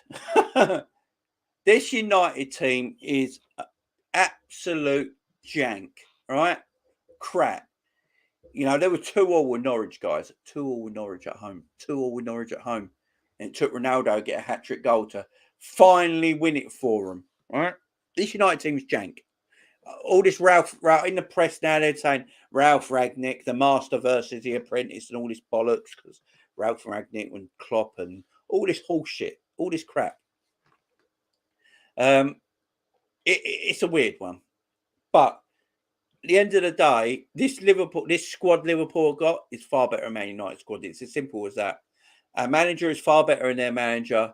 Our club is far better than their club, and our players and our squad is far better than Man United squad right now. This is the first time I can remember not being worried about Manchester United. Now, this might come back to bite me in the butt big time, but I am not worried about Manchester United at all. Now, Man United are going to come to Anfield tomorrow night wanting to win because, one, they need top four, and two, they want to stop Liverpool winning the quadruple. You know, if they stop Liverpool winning the quadruple, they keep their treble, and they're all happy, yeah? This is how bad United have got, guys. This is how bad it is for Man United now. They're only happy now if Liverpool fail because they can't win no more. That's how bad it is for Man United. But it's all about rotation tomorrow, guys. I'm going to get to that in 1 second. I just want to get to these chats, and then we're going to talk about rotation and the 11 that will probably play tomorrow. So keep with me a minute. Jamrock in the house. Jane Phillips out. I've got a bone to pick with the guys on Coppish about Ademimi. They slated Daka because of the league he played in and him being on the best team in a bad league. That's true. That is true. That is true. Look, I don't think Daka's worked at Leicester, but I don't think that's all Daka's fault at the same time. I think that's Brendan Rodgers at the same time not treating him correctly. Like Brendan Rodgers didn't. Brendan Rodgers didn't treat Bobby Firmino correctly either. He made him a wing back and then didn't know what to do with him. Then Jurgen Klopp came in and went, "You're a striker. I'm going to play you as a false nine," and the rest is history. So yeah, you have got a point there. You have got a point. Daka's crap. I don't think Daka's crap. I just think he's playing for the wrong team with the wrong manager. I do seriously think if you put Daka in Liverpool's number 9 with Mane, Salah and Diaz and everyone else around him, he'd get goals after goals after goals. But he's playing for a poor Leicester team with a Brendan Rodgers who don't know what to do with him. Like I said, when we had Bobby Firmino, everyone would have said, "Oh, Bobby Firmino's crap," right? Because we didn't really see him at Hoffenheim. Let's get it right. And then he came to Liverpool. Brendan Rodgers played him at wing back. Didn't know what to do with him. And I remember Liverpool fans at the time saying, "Why have we got this Bobby Firmino? He doesn't look any good. You know, he's a Brazilian, but we're not seeing it. And he's playing wing back. Now Brendan Rodgers don't know what to do with him. He don't play anymore." And then Jurgen Klopp came in, played him false 9, and the rest is history. So it takes a special. I just think Daka is a good player, but he's at the wrong club and the wrong manager. I seriously say, if Daka played for Man United, he'd get goals, guys. Daka played for Chelsea, he'd get goals. Played for Liverpool, he'd get goals. He's just in the wrong club, that's all. They said Daka wasn't good enough for Liverpool, but they are salivating over Adeyemi, who plays in the same team in the same league with half the goals. Yeah, there is a little bit biased there. There is a little bit biased. Elliot, that's not the point by the standard name. And Adeyemi is crap. Yeah, I mean, that is a good point. United fans hoping Ronaldo stopping the quadruple off. That's how far they've fallen, Daffy. That they're hoping we fail for their success because they can't win no more. It's crazy. United getting slapped up like Chris Rock at least 6-0. There's the first Chris Rock joke. Jamrock Adeyemi is going to be a star. He can play right wing striker. Daka doesn't suit that. That's why I will. Yeah. Daka don't suit. I understand that, but I think what Jamrock's trying to say is that sometimes you can go to the wrong team and look worse under the wrong manager, but then when you go to another team, you can look a heck of a lot better. But if you look at Daka at Salzburg, his contribution to Salzburg was better than Adeyemi's right now. But you can see that they're both fantastic. The thing I hate about all this, guys, is both of these players are very, very good footballers, yeah?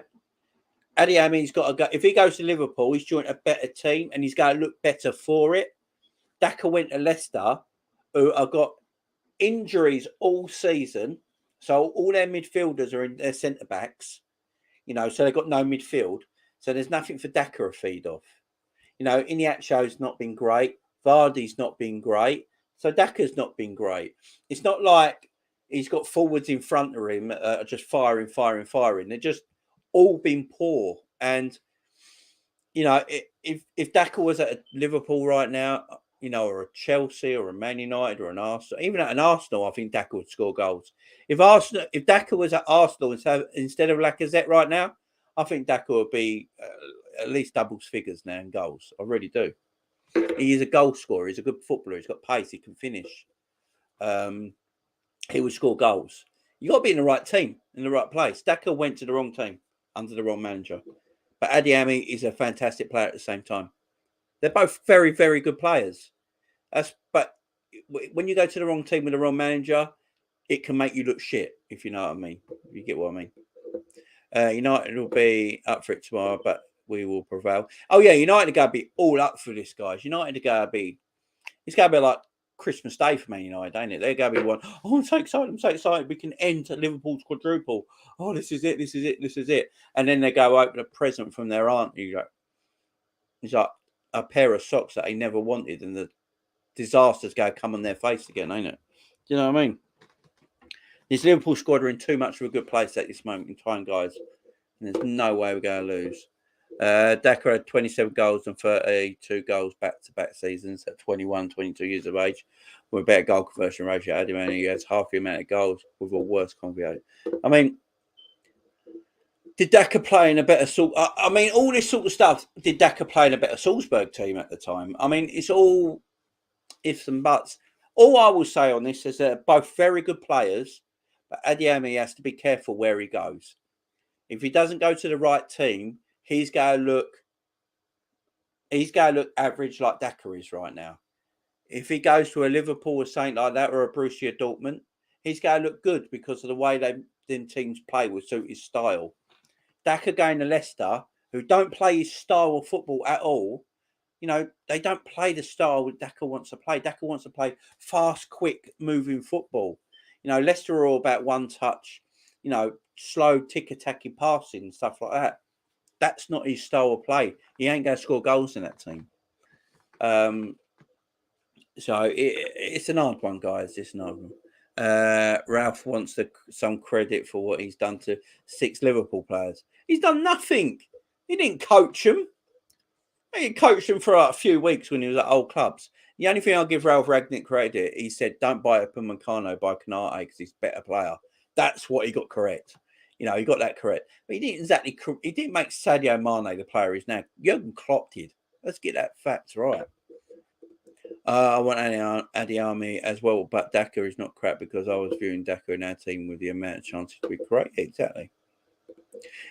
Tom, it's not just the levels of technical ability between us and United, but our mentality and professionalism is far superior to them. Big up, Tom Izzy, with the correct question, correct answer, correct everything there. Big up, Tom Izzy. He's absolutely bang on as well. Absolutely bang on. Daka scored 27, 32 goals, but 21. He's old for Salzburg. And Adam Arley hasn't scored half that. He's full of shit. Full of shit. My ringtone. Love it. I think it'll be a close game against United tomorrow. Yeah, so do I. I think it'll be real close. Real close game. That is exactly the point I was making, James. Thank you. Welcome. Yeah, I mean, these players, all players can look crap. Like Ali's saying, all players can look crap if you go to the wrong team. If you go to the wrong team, you go look average. It's simple as that. I mean, you see it time and time again in certain players. You know, there's been players Liverpool have had that have been absolutely amazing. Like Coutinho. Philippe Coutinho was absolutely saucy at Liverpool, yeah? Philippe Coutinho was saucy at Liverpool. Superb at Liverpool. He went to Barcelona and it didn't work and they got loaned out to Bayern Munich. That don't mean Coutinho's a crap player. It's just the system and the way Barcelona played did not suit Philippe Coutinho's football. So he couldn't express himself in the same way as he could at Liverpool. It doesn't mean he's a bad footballer. Do you know what I mean? It's just that way. It's just as easy as that, guys. They're all good footballers. These are not bad footballers. It just, you got to make sure you buy the right one for your team. Now, would of Daka suited Liverpool style of play? I'm not sure. Personally, I'm not sure. I think he could have got goals.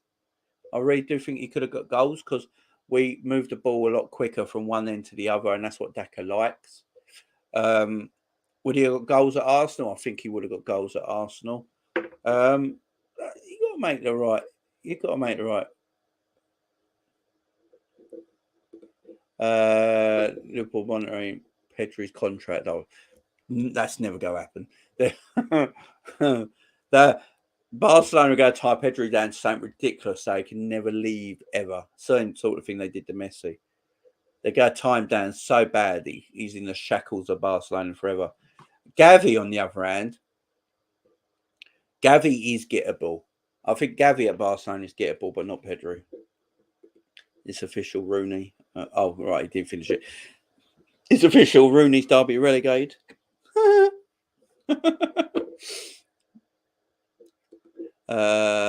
He did play in a better Salzburg team, fair enough. Have a great day. Oh, have a great day, Liz. Howdy, Christopher. How you doing, my friend? Eamon Dre back in. Klopp really needs to get his rotation properly. I can't get how he keeps using the same people when we have others available. If Simicast on the bench spot, I'll flip out. We'll go to get to that.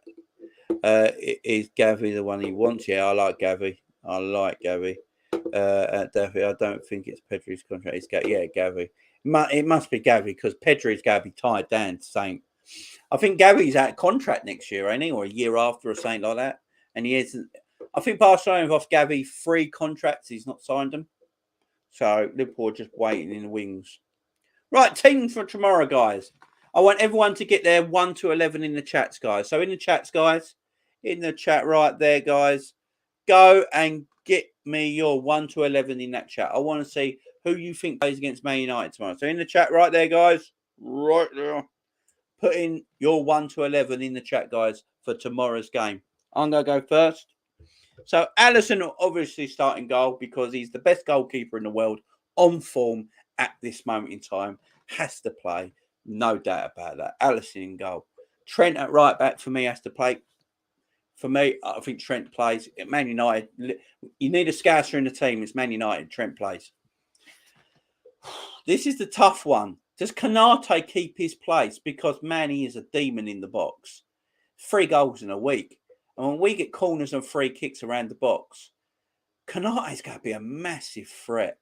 I would start him. I would start Konate again. I'm going Konate and Van Dijk. And I'm going Tsimikas at left back. I agree with Demo. Against Manchester City, I think Robertson cost us our 2 goals. He gave the ball away both times and couldn't get back into position. Then both times from Man City's goals. So for me, it was Robertson at fault for both City goals. And he does give the ball away far too much for my liking, Robbo.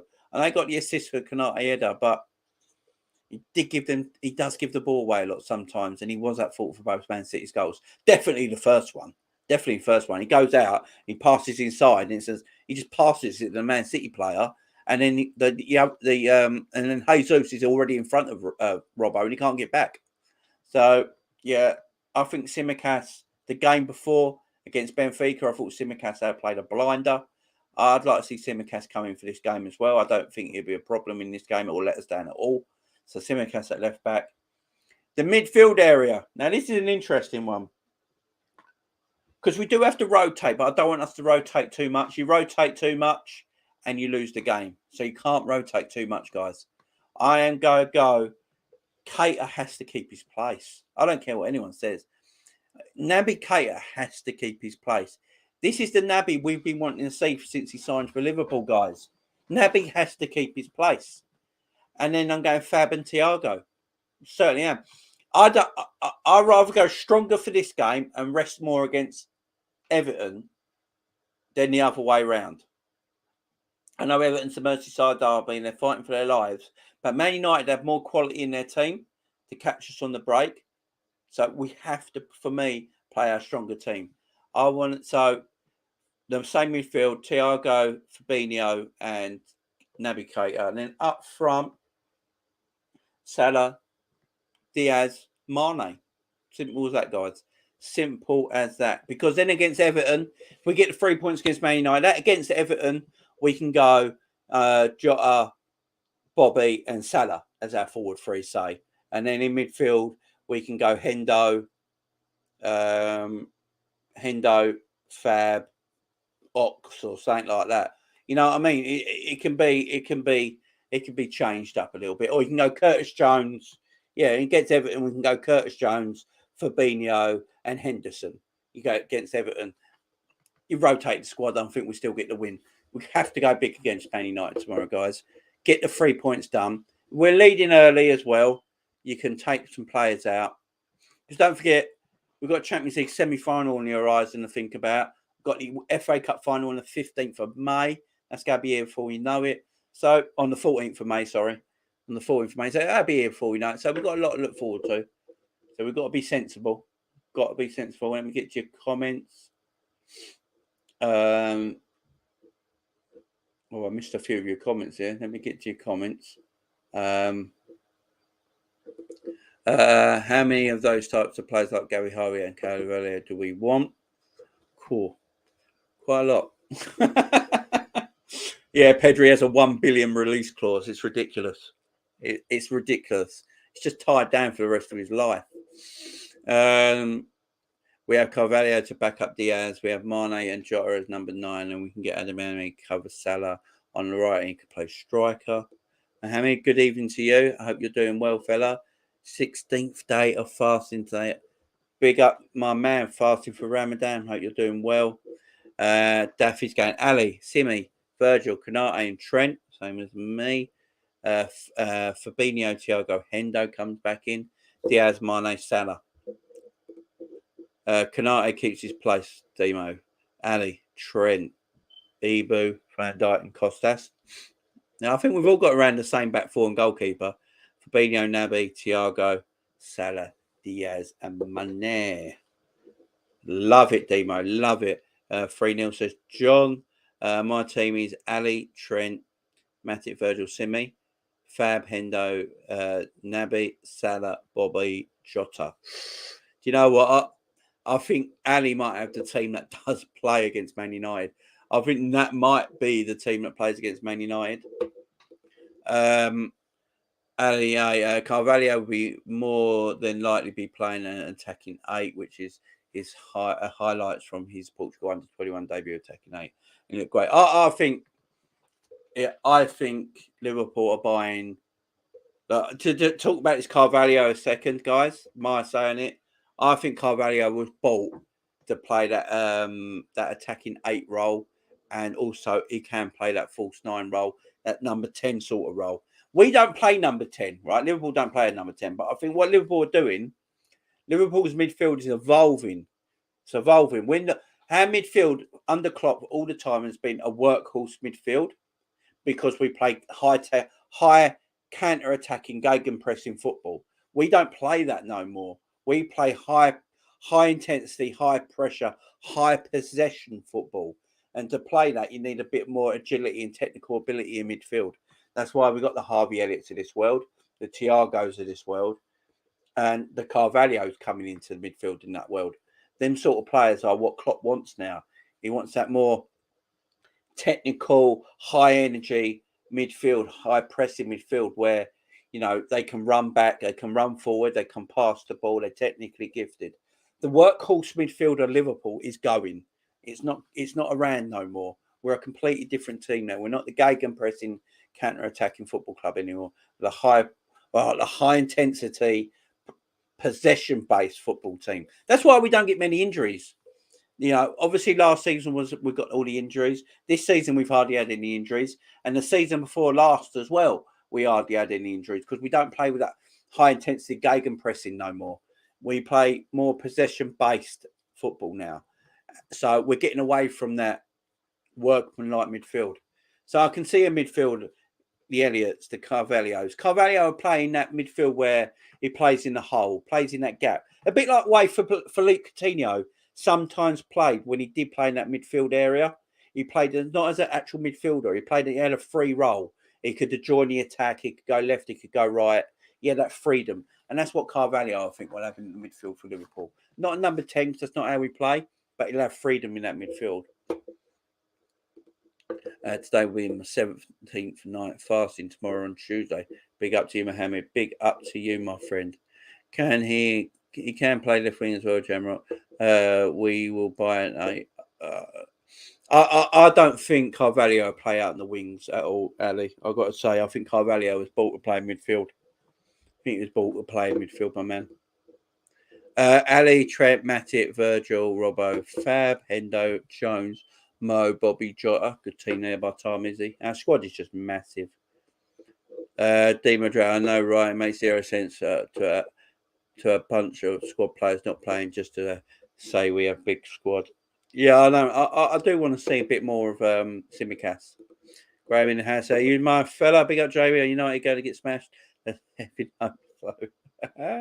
Big up to you, my man. Hope you're well. Man United draw against Liverpool. Ooh, Mohammed with the draw prediction. Rich Sports in the house. How you, Rich? How you doing, my man? New picture and all. Liking it. Is that a new logo, Rich? Liking it, my man. Liking it. I think it might get messy for us. I mean, I did ask the question. I didn't say it was definitely going to happen. It was a question, and it's going to look. At this moment in time, where both clubs are, Liverpool should be winning this game comfortably. Should be winning this game comfortably, especially at Anfield under the lights as well. It's going to be a rocking atmosphere. Liverpool should win this comfortably, but this is football. It's a weird sport. You know, shit can happen, and it's going to be a good game. I can't wait. I can't wait for it. I'm glad to be back. I've had my weekend off. I'm back now. Getting back into the feel of it. Ali, we wouldn't bias to show me to be in number 8 and not purchasing me in a way we will get priced out. Yeah, he's going to Real Madrid, guys. Let's just let him go to Real Madrid and be. Let's just let him go to Real Madrid and be because Pogba's going to PSG. So, when I saw him bring on the starters versus Benfica when we were 3-1, I lost my mind.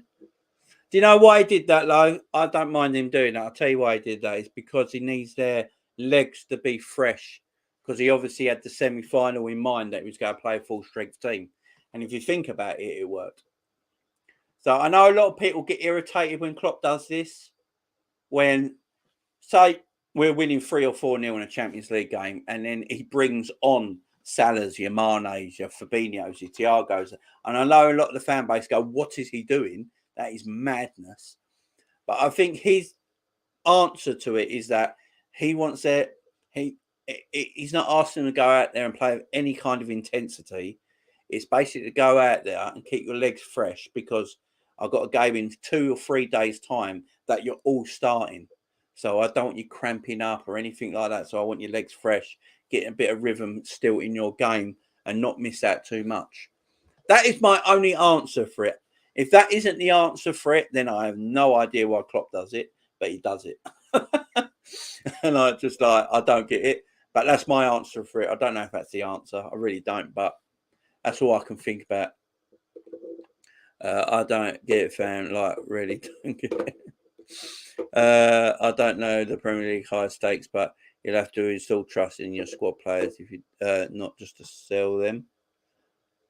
I think, to be fair, I think we've used the squad a lot better this season. A lot better. That's why we're in all 4 competitions, guys.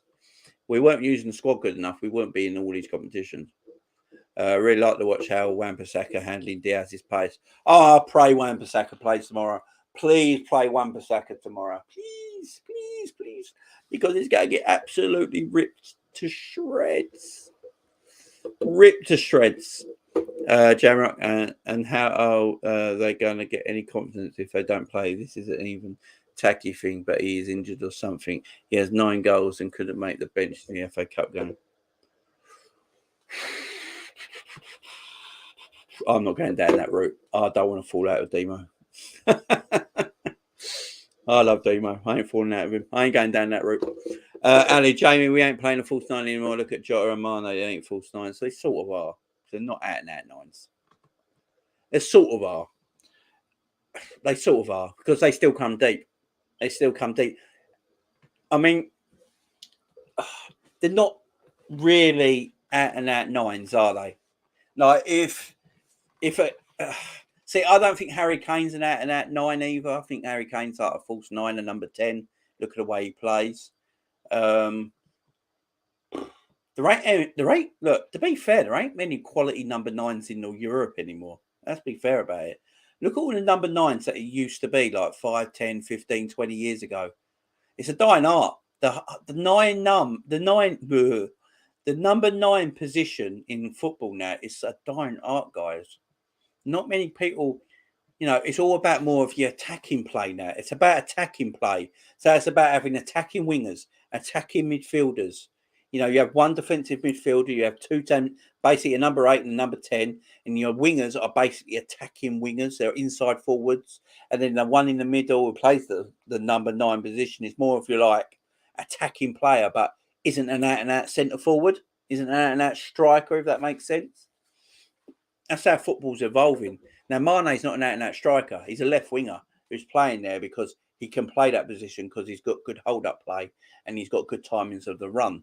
Jota plays his better stuff when he plays on the left-hand side and not really the number 9. So they're not really strikers. Because they're not really strikers, you can still class them as false 9s for me. And Thiago contains Pogba. Oh, yeah. Without a shadow of a doubt.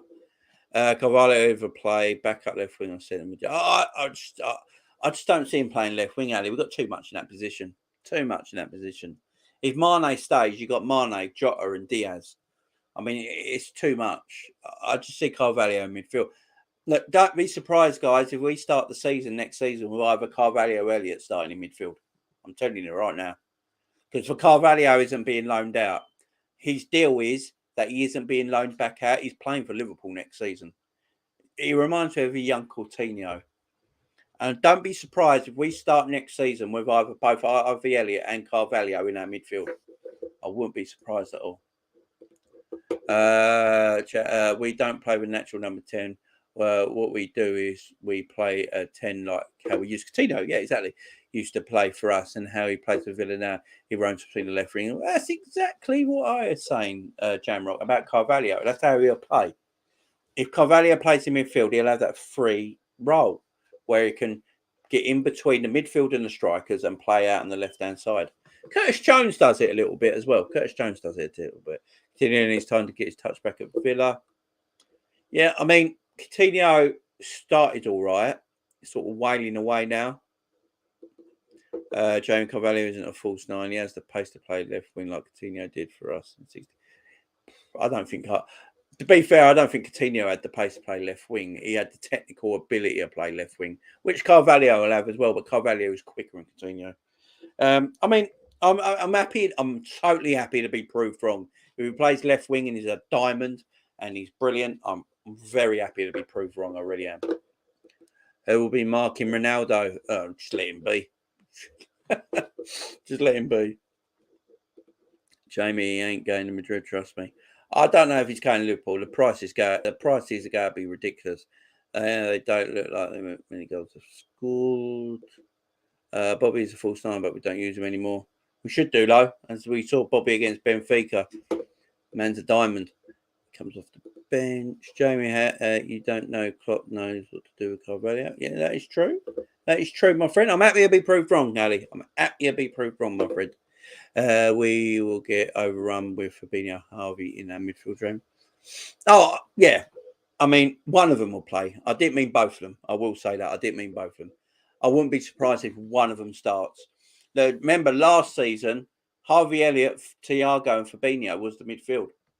Don't be surprised if you start to see that more next season. Because look, the reason that Harvey's not playing a lot of football right now is because of that injury he had was real bad. And Klopp could tell, and I could tell, when he came back in the team, Harvey was pulling out of tackles and challenges.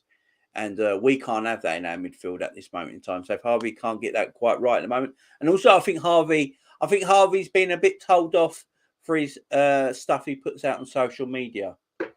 His stuff he puts out on social media doesn't help him. So I think he's been a bit told off for that as well. Amali, James for the football chat. Am I one of the few fans that still isn't completely sold with Mane playing up top? Maybe it's because it's apart from City and West Ham, he's only scored against bottom teams. Yeah, I get what you mean, my man. I mean, I like him in that position because of his control of the ball. He holds up the ball better than Jota. So if I'm going to have either Jota at the 9 or Mane at the 9 right now, I'd rather have Mane at the 9 because his hold-up play is superior to Jota's.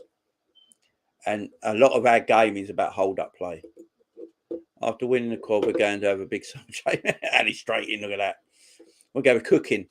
They don't play in. They won't play in the same midfield ever. Oh, I don't know about that, Jamrock. I think Carvalho and Harvey Elliott might play in the same midfield sometime. I mean, I think they will sometime, my friend. I don't think straight away, but eventually they will. All right, last thing before I go, guys, is the quad still on? Now, is the quad... also, I'll put it like this, guys. Is the quad a real possibility? A real possibility. Because, as Jurgen Klopp says in his press conference, and he's correct, you can't go into a season trying to win the quadruple. It is almost impossible. Look, no one's ever done it in English football. You know, in what, almost 200 years or whatever it is of English football, no one has ever achieved it. So it's almost impossible to do. But when I look at it right now, guys, this is my point of view. Liverpool got Villarreal in the semi-final. Villarreal were a decent team. They're the holders of the only European Cup left in the competition in the Europa League. They're the only European holders in Europe still, because Chelsea went out of Madrid.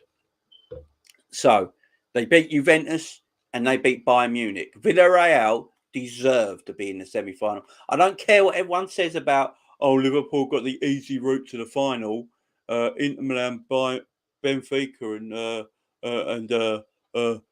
Villarreal. Well, these same people are the people that big up Ajax, who Benfica beat. These are the same people that I keep hearing bigging up Bayern Munich when I keep saying Liverpool are the best team in Europe. And they go, well, they're not better than Bayern Munich. And Villarreal beat Bayern Munich. So how is this an easy path to the final? These guys, people just can't. They like to make up. They like to make up anything to just put it off Liverpool. You know what I mean? Absolutely anything. This will be a hard semi-final. Villarreal play a very low block 4-4-2. They're very good in Europe. They're hard to beat. We all know Emery's record in Europe is good. He's got a good record against Klopp in Europe as well. And it's going to be a difficult game. Should we get through? Certainly should. Look, at the end of the day, Liverpool Football Club, if they were told they're playing Villarreal and not Bayern Munich in the semi-finals, they're rubbing their hands. Let's get this right. We can't underestimate them. It's a hard, difficult game. But this is a game Liverpool Football Club should be winning over 2 legs. It ain't a one-off game. Over 2 legs, Liverpool Football Club should be winning this. Not easily, but should be winning this. Defend well at the back because they defend with a low block. But they're not going to have a lot of shots at us, at our goal. You know, I think they only had like 3 shots on target against Bayern Munich in both legs combined. So they're not going to have a lot of shots the way they're going to play. So just be tight at the back and take our chances up front, and we can dispatch Villarreal quite well, I think, personally. Could be a hiding, but we've got to take them seriously. And then we got to a final where either going to play Manchester City or Real Madrid. Now, in a one-off game, who would you rather play, Manchester City or Real Madrid, in a one-off final?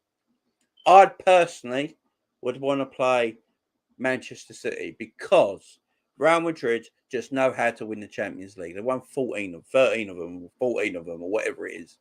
They know how to win a Champions League. I don't even think Real Madrid are even that good. Let me say this right now. I don't think Real Madrid are that good. Yeah. But in Europe, they always are special, no matter what the squad they got is. Now,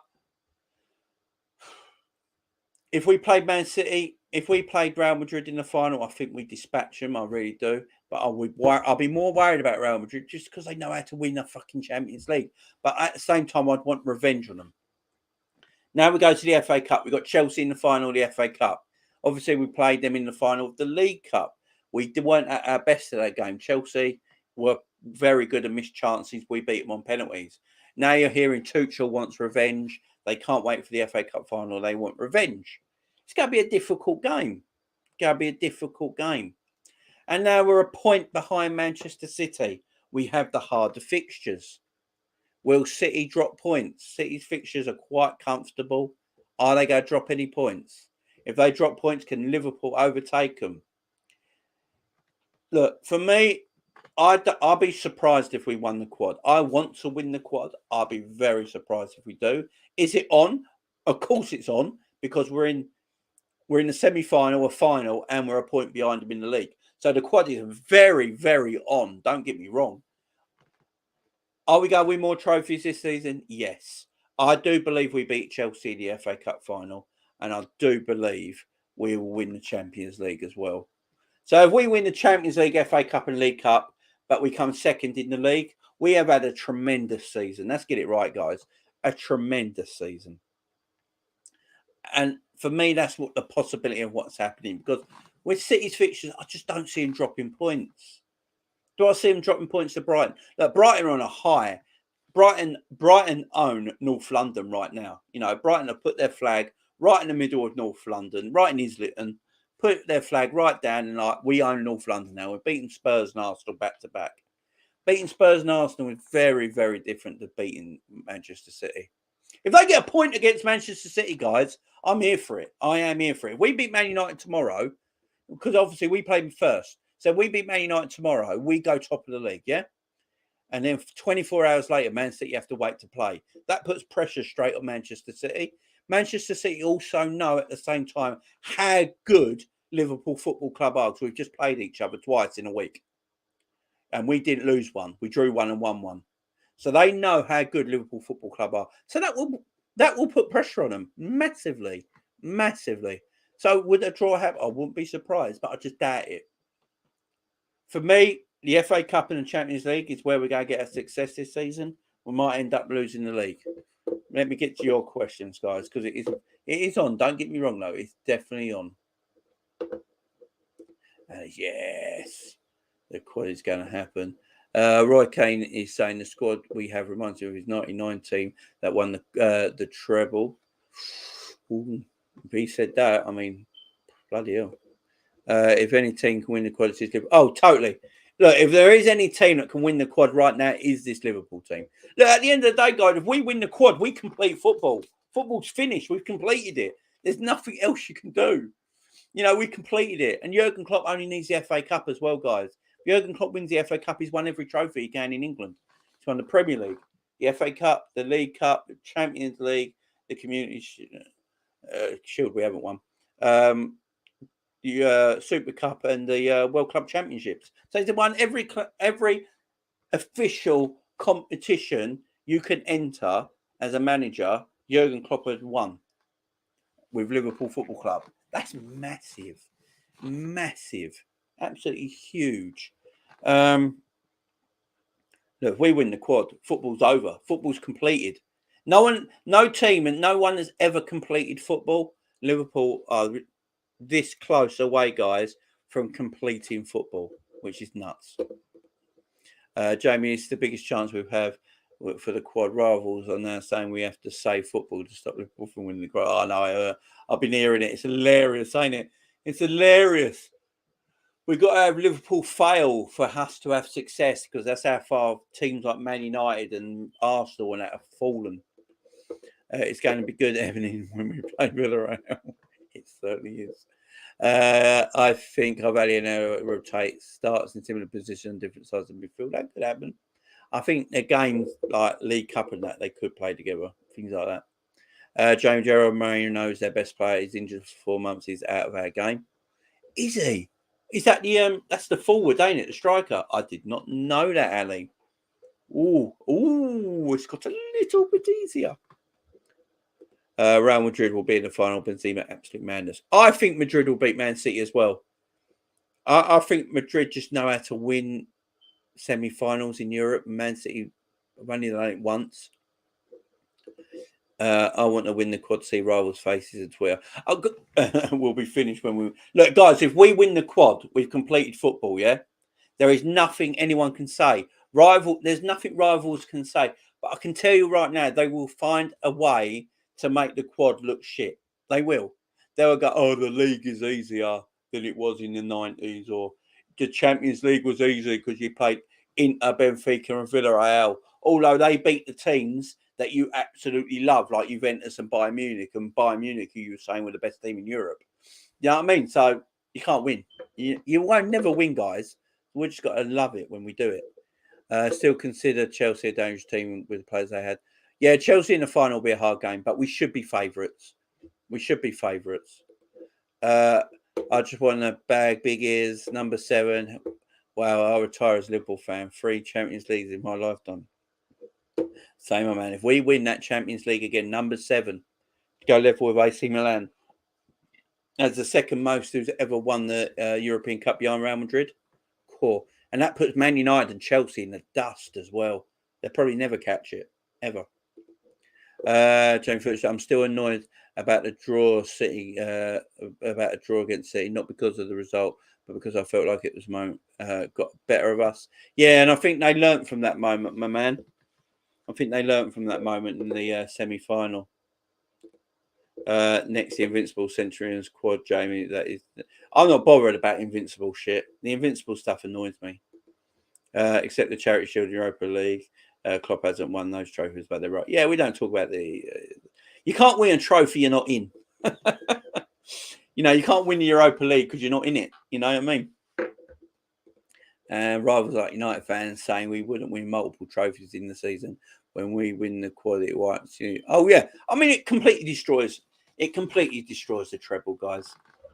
We win, it completely and utterly destroys Man United's treble by quite some way. But I won't get what Ali said there, the invincible thing. I'm not bothered about him being invincible because look, the Arsenal invincible season, they only won one trophy. They only won one trophy, the Premier League. They went out of everything else and Europe. They didn't do fuck all. And they drew 12 games. 12 games. And they won the league. Do you know if you put the Invincibles, end of the Invincible season, in the league at the end of this season, they'd finish 4th or 3rd. What's the point of being invincible? Well, you still win the league title, don't you? I just don't get this invincible thing. They drew 12 games and didn't win any other trophies. Won the league. That's not a great team. That's not a great team. It's not a great team. They drew 12 games. 12 games. And let's face it, back then, they were only really facing Man United because it's just before Chelsea got bought by Roman Abramovich. And it was the following year that Chelsea, I believe, won the league back to back. Yeah. The Chelsea season the following year, 2004, was it? Chelsea won the league by more points than the Invincibles, lost less drew less games. I think they lost 2, right? But had 91 points and only conceded 15 goals. That is better than the Invincible season by a mile. By a mile. Drawing 12 games when your only real competition is Man United and everyone else is shit. We were shit then, let's face it. And you don't win the FA Cup, League Cup, World Cup, European Cup. Nah, fuck off. Invincible shit's bollocks. I hate it. Absolutely hate it. They drew in half. They drew in half the season and gave themselves a gold trophy. Yeah, exactly. It's embarrassing. Is a topic that needs to be driven home continuously. People crap on Arsenal, but Man United has been one of the biggest failures this season, not Arsenal. I've said it for a while, Jamrock. I've said it for a while. Man United's season is worse than Arsenal's by a mile because Arsenal have got a shit squad. Yeah, Arsenal have got a shit squad. Man United have got far better players in their team than Arsenal have. So for that, Man United are far worse season than Arsenal. Even if Man United finish above Arsenal by one position, for me, Arsenal still had a better league seasoning in a kind of way because they've been more consistent through the year. But they have a far worse squad. Even West Ham. I'd say that about West Ham as well. Arsenal should. Man United should be far clear of Arsenal and West Ham. Should be far clear of West Ham and Arsenal, but they're not. So for me, that means Man United have been worse than Arsenal. That's how I look at it. I think we'll win the Champions. Oh, Chris in the house. Hey, my man, how you doing, Chris? I think we'll win the Champions League along with the FA Cup League. I just missed out in the league, but I want the league more. Obviously, want to win everything, of course. Definitely capable of quadruple. Yeah, no doubt, my man, no doubt. Next objective is to retain the quad and go invincible, get 100 points, and have the best defence record in the league and wipe Chelsea's record. What I'd write, look, if you're going to go invincible, right? If you want to do the ultimate invincible thing, you do it by only drawing 4 games maximum. If you do it by drawing only 4 games maximum, that is the ultimate invincible. So that's winning 34 games. You win 34 games and only draw 4, you completely wipe out the 100 points, and the invincible thing, that's how you do it. Not 12 draws. Not 12 draws. That's disgusting. Gabriel Bonhor disrespecting Fabinho is like a German. Gemma Collins disrespecting Michelle Keegan. No one really cares. Oh, yeah, I heard about this. So Gabriel Bonhor got asked a question on TalkSport. Who's better, Rodri or Fabinho? And he went, it's very easy, this Rodri, because he's got more legs. What's running always got to do with it? And pace. What's pace? Look, I know I said against Manchester City, Fabinho, he's got no turning pace and he gets caught out sometimes. And he does. Let's not get it wrong. But that's only against Manchester City. The other 19, the other 18 teams in the league, he's absolutely perfect. Absolutely perfect. And in Europe as well. I mean, it's just, ridiculous. The goal, the EFL trophy at the Grand Trophy. Some Arsenal fans, no, it's pathetic. Jamie, every team has a record, but Liverpool don't have one. Well, don't go with that. Ali, I know what you're saying. That was on Terry's show on the Terrace, wasn't it? That, what is it? A gal said, Liverpool don't have a record that goes with their league title. What are they known for winning? I hate this, guys. I really do hate this because football did not start in 1992 when the Premier League got invented, yeah? So let me tell you everyone right now. So Chelsea Football Club got relegated in 1990, right? No one remembers that because no one gives a shit, yeah? They were nothing. Chelsea Football Club were nothing before Roman Abramovich took Chelsea over in 2004. As soon as Roman Abramovich took them over and was giving them 100 million here, 100 million there, 100 million there, and spending on what they want to build up their squad, no one else could compete in the league. No one, because no one saw money like that ever, right? So obviously they had them at the time. Jose Mourinho was the best coach in world football. They had a squillion dollars to spend on their squad. Peter Cech at the time was rated as the best keeper in the world. They had John Terry, Didier Drogba, they had Damien Duff, Joe Cole. They had this immense side, right? But 14 years back, they got relegated. So that's not... Football didn't start in 1992. Liverpool's honours list and what they did is immense. Absolutely immense. You know, they won the treble. I know people don't call it the treble, but they did win 3 cups. They won the League Cup, the European Cup, and the Premier League in the same year, right? But because it didn't happen before 1992, before the Premier League started, apparently it never happened. I can't stand it. I can't stand it, guys. It might be because I'm older. It might be because I'm older, and I mean, some people are younger. So, but no, football did start. There has been football, top flight football, for a very long time. Liverpool won 6 European Cups. 6 European Cups. Does that not count because it weren't before 1992? It makes me go crazy. And this ain't at you, Ali. It's definitely not at you, my man. It's at people that talk this shit. You know what I mean? I just don't see City without a trophy. City don't win a trophy this season. Liverpool win it. Oh, my God, that's immense. In my opinion, City having more pressure in retaining the EPL. It's going to be interesting because we play first. Everyone plays tomorrow apart from Liverpool, Man United. It's a weird one. But tomorrow's games are interesting, ain't they? So Wednesday's game, sorry. So I think you got Arsenal, Chelsea, and Man City and Brighton. And obviously we go top of the league if we win. I don't care about Liverpool. It's all about trophies. Chat. Fabinho did get run past against Chelsea, Brentford, and West Ham. Yeah, he does. Look, I'm not saying I've been on record to say Fabinho does get run past. He certainly does. He does. He's not fast. He's got no speed. But at the end of the day, he's still one of the best defensive midfielders in the world because his reading the game is exceptional. He's amazing. I wouldn't swap Fabinho for any other defensive midfielder. None. I've seen Rodri get run past all the time, but no one says anything. I've seen many games where people run past Rodri. I've seen it all the time, but no one says anything because, it's not fashionable. But I do agree. I mean, I say it all the time. Oh, I know, Jay, but I'm saying quads incoming. Good man, Ali. Keep it up. But it's written in the stars, quad is incoming.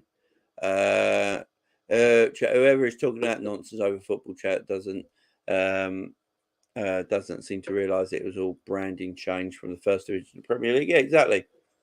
Exactly. It's just a branding change. It's still the same bloody league. You know what I mean?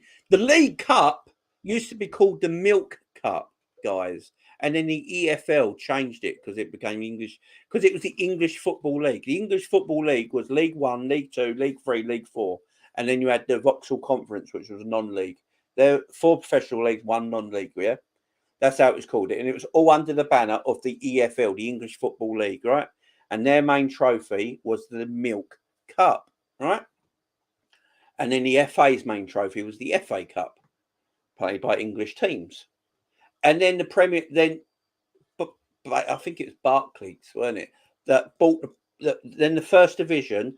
They needed. What happened is the old first division, the Premier League, the teams at the time wanted more money. The owners of the clubs wanted more money. They wanted more TV rights, and they weren't getting the TV deals back then. So Sky Sports came along, and everything came along, and they basically made the first division into the Premiership, the Barclaycard Premiership, Premier League, or whatever it was at the time called, right? And because of that, Sky Sports went in with them. So Sky Sports went in with them at the same time and bought all the rights to the football. That dawned a brand new season. So it was still the same thing, just different branding, and someone bought them out and changed it all. And then the Premier League became its own official thing. So it weren't part of the EFL no more. So the EFL is the Championship, League One, League Two, and the Premier League is its own thing, and the FA Cup, the FA is its own thing. That's all it is now. It's the same thing, but different branding. Fabinho was amazing against City on the weekend. He was. Yeah, the Coca-Cola Cup was in 1995, Ali. In the 70s and 80s, it was called the Milk Cup, my man. It was called the Milk Cup, and I think they named the Coca-Cola. No, I think Coca-Cola took sponsorship over it in the 90s. But yeah, it was called the Milk Cup for a long, long time. I remember the Oxford United reaching the Milk Cup final. Yeah, exactly. There we go.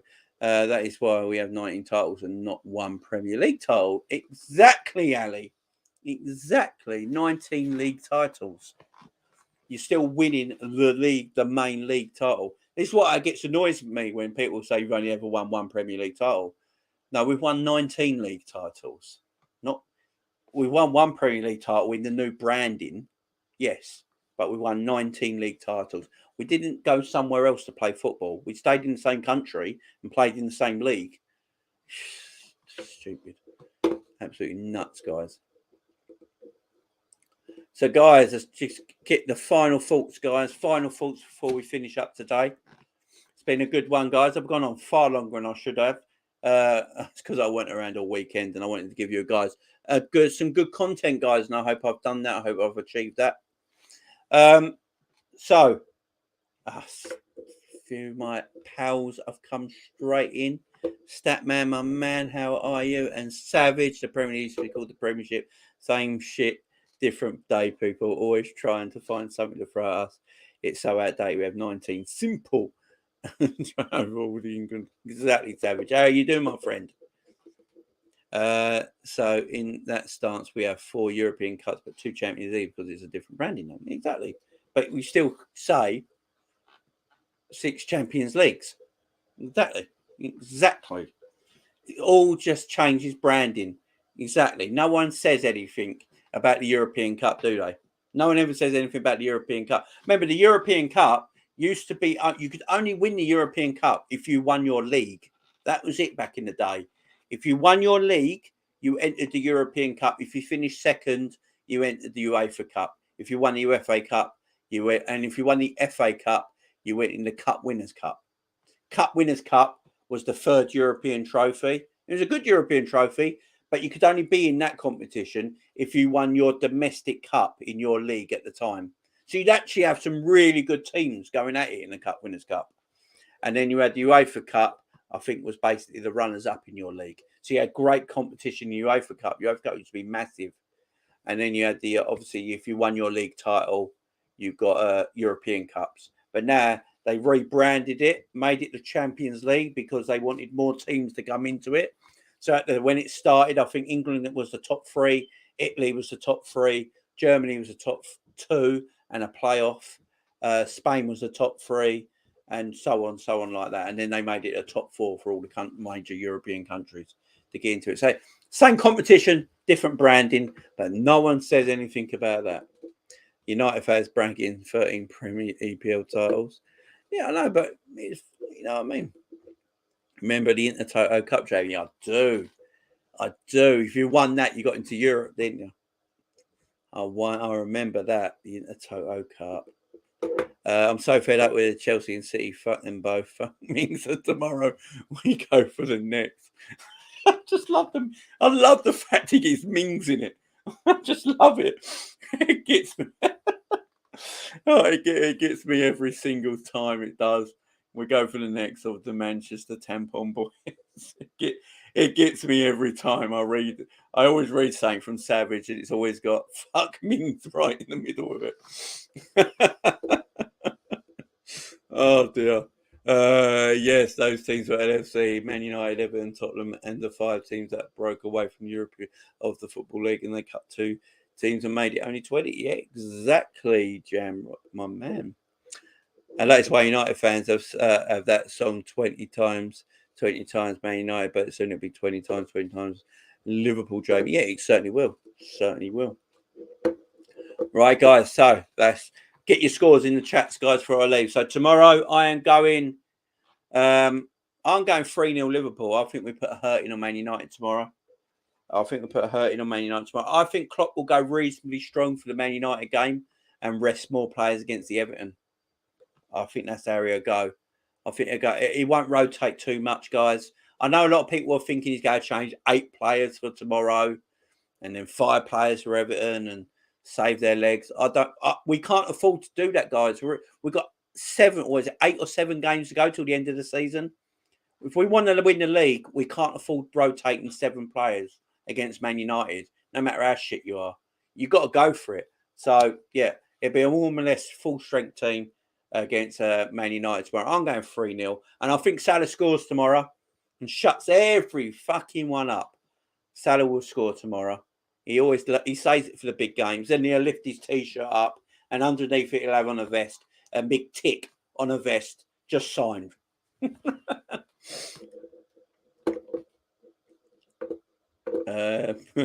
Ming's always been the target. He has. 3-0 Chris, Nature Boy, 3-0 Virgil, Salah, Jota. Ooh, like that. Liverpool 3-9-1 Diaz, Mane, Salah, and Ronaldo for United. Ronaldo's the only threat, ain't he? Let's face it. 3-0 Liverpool, Mo with a brace. Let's hope so, guys. Let's definitely hope so. So, guys, thank you very much. Sorry, I was obviously away the weekend, so I'm back now. Regular content on the channel every day, as usual, guys. As you know, tomorrow I will be back for the watch-along, Liverpool versus Man United, live about 7:45 p.m. tomorrow night, guys. So make sure you've subscribed and hit the notification bell so you know when I go live. But if not, I'll always put it up on Twitter if you're following me on Twitter, guys. That'd be awesome. Appreciated. And then, I'll probably be back on Wednesday.